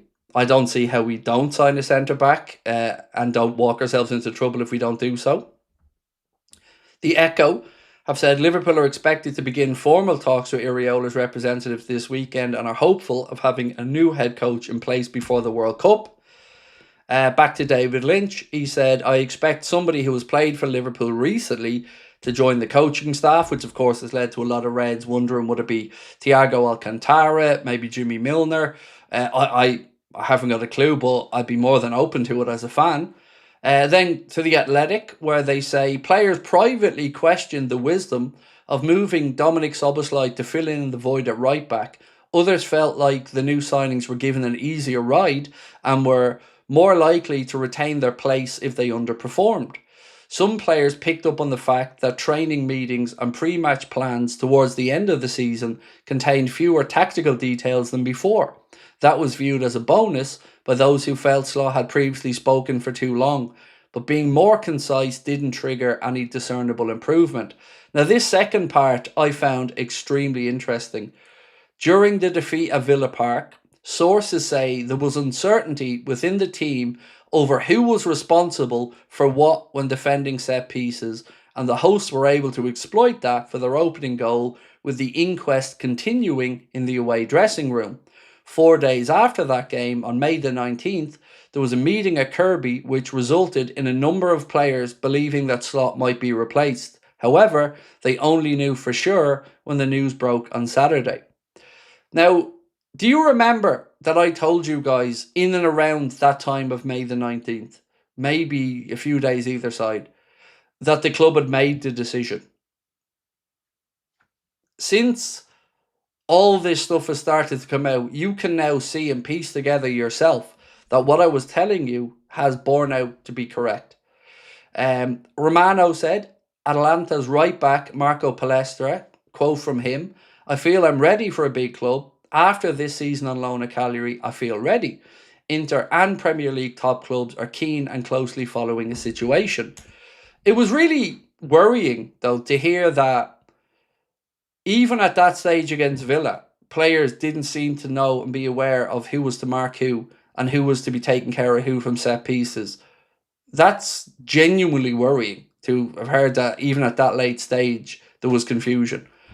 BBC have said Andoni likes to take all of the sessions and be in the thick of it on the training ground as opposed to leaving it to others. He was always at the training ground before me and left after me, and I feel like I'm here all the time.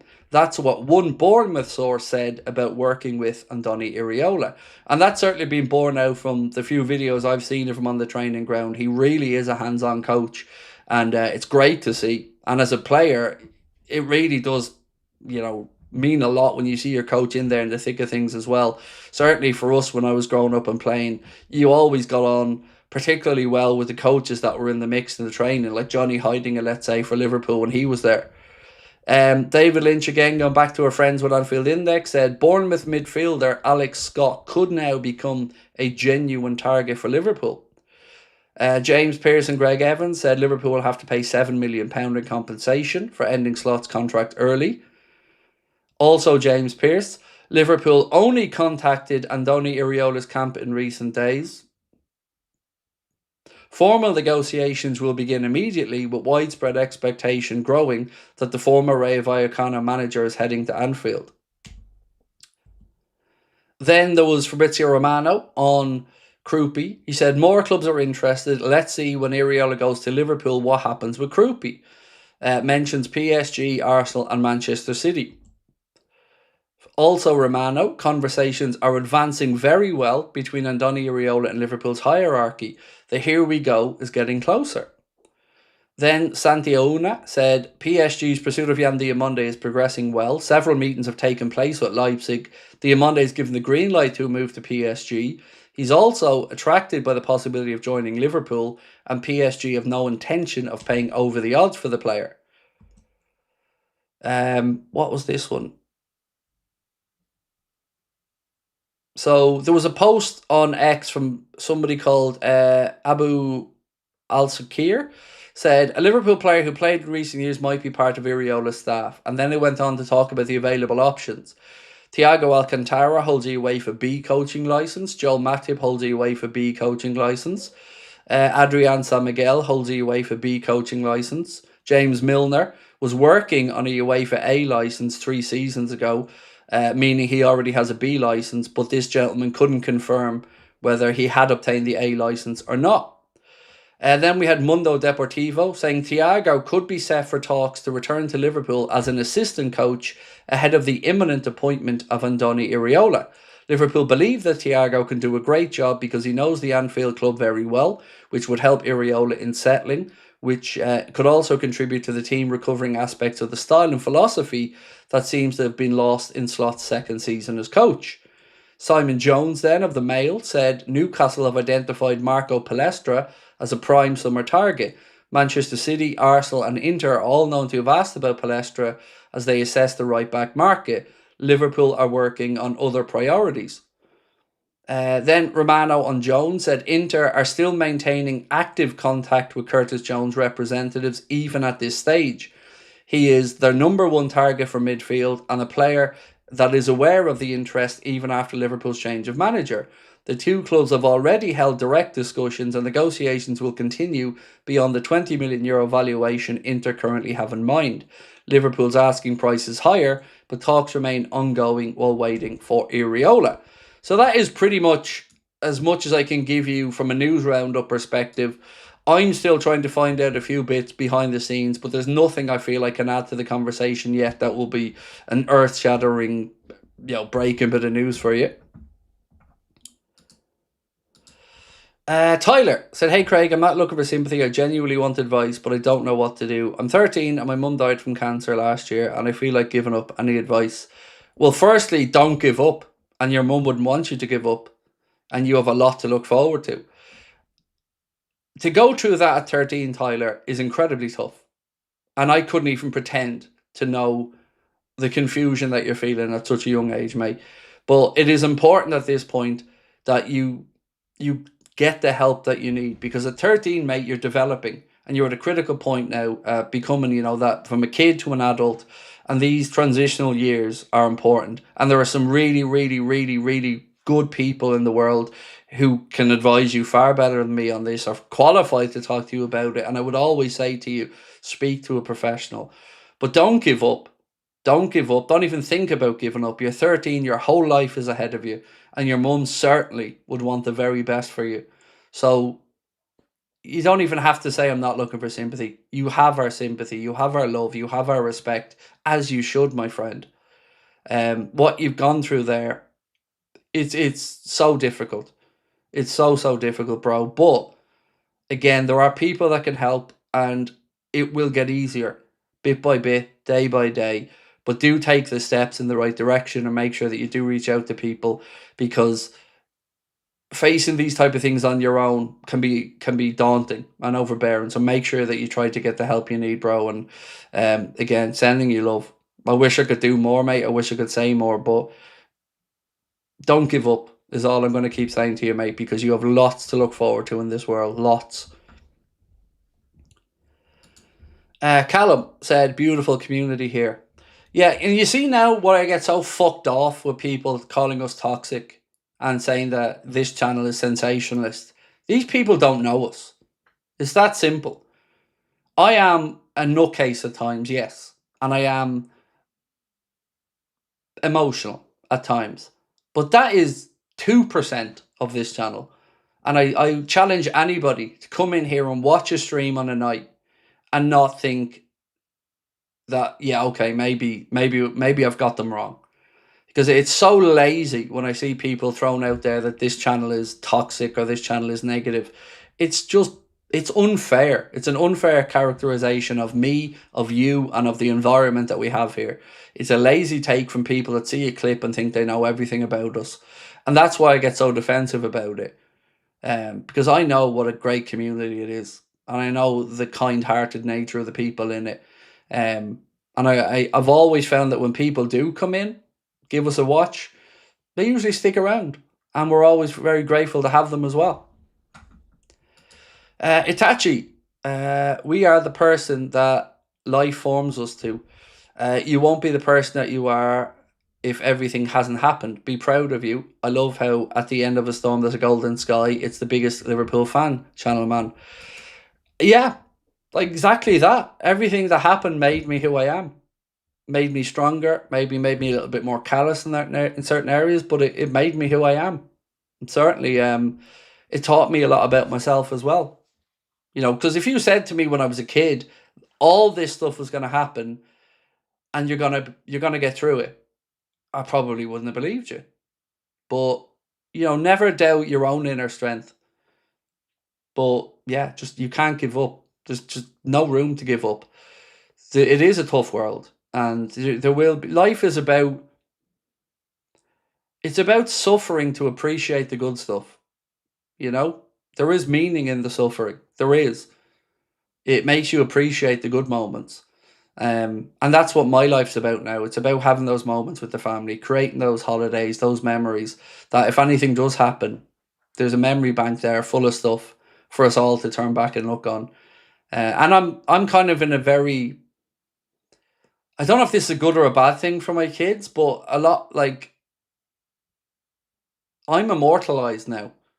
And I don't mean that in an arrogant sense, but my kids, my grandkids, they'll always be able to look on the internet and see stuff, see me, hear me, watch good moments, bad moments, happy moments, sad moments.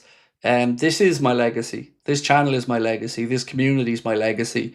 And I don't mean that in an arrogant way. I mean it in a factual way, you know. And that's also been a part of this journey for me, is that there is this thing here. Because all I have is memories of my dad's voice and photos. I've no audio, I've no video, I've nothing like that. I just remember what he sounds like. I remember what my mum sounds like. But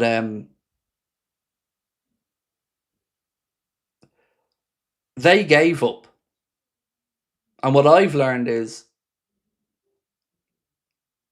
I'm mentally stronger than they were. And I won't give up. So nobody should write themselves off. You are capable of so much more than you'll ever know. And I hope you never have to find out. You know, I hope everyone has as beautiful a life as possible, filled full of happiness, love, and positive memories. But when your back is against the wall, you'll be surprised at how resilient you can be, especially if you've got good people around you. And don't be afraid to show vulnerability or weakness. You know, this whole this whole, without getting into it too much, this whole fake masculine bravado bullshit that's doing the worlds now, that's not what a real man is. That's fucking bullshit. A real man goes through it. A real man's respectful. A real man knows how to treat his wife and his family. A real man opens doors for elderly people, helps out. A real man doesn't look to knock people down, it builds them up.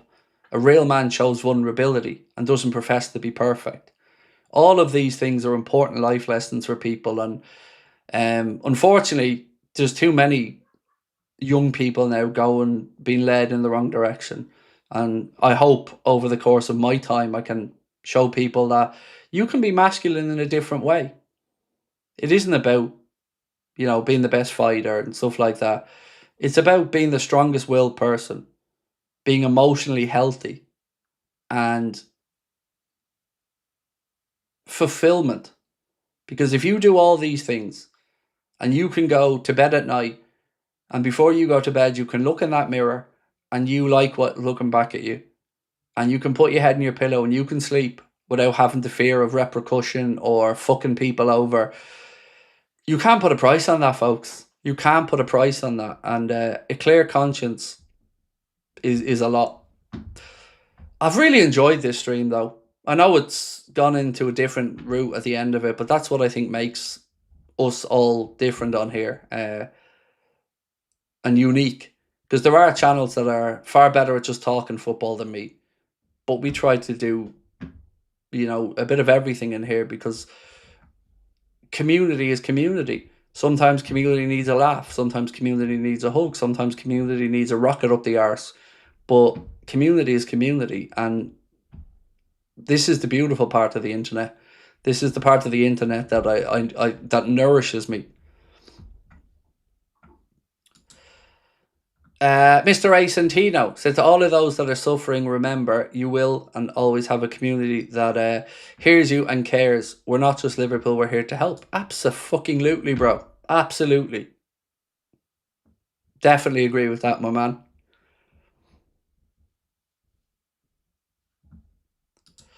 How do I contact you privately? Dick pics. Only accept dick pics now, Joey. No, just I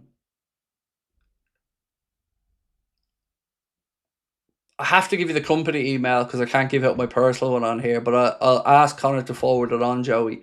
So if you could send the message to contact@anfieldagenda.com, contact@anfieldagenda.com. That's the best way to get in contact, mate.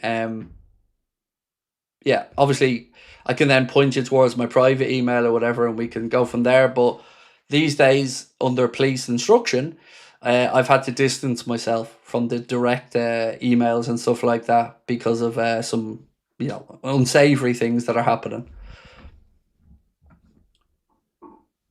Right, I think I think we're pretty much where we need to be tonight, folks. Again, don't forget to check out the all new, well, rebranded, but all new Anfield Agenda Extra, where you're going to get lots of different content. Lewis put up the first video on there today. There's a video for myself and Connor on there as well.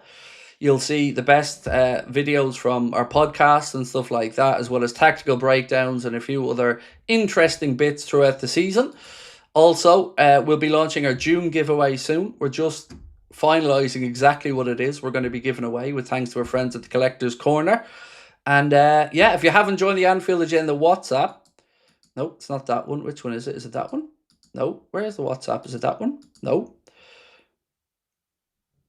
This one? There you go. No, that's the Clips channel. Shit, where is it? That one? There you go. Sign up to the Anfield Agenda WhatsApp as well. We're so close to 20,000 people in our WhatsApp community. If you haven't, please do join it. Just scan that QR code, or you can see the link in the description of this stream.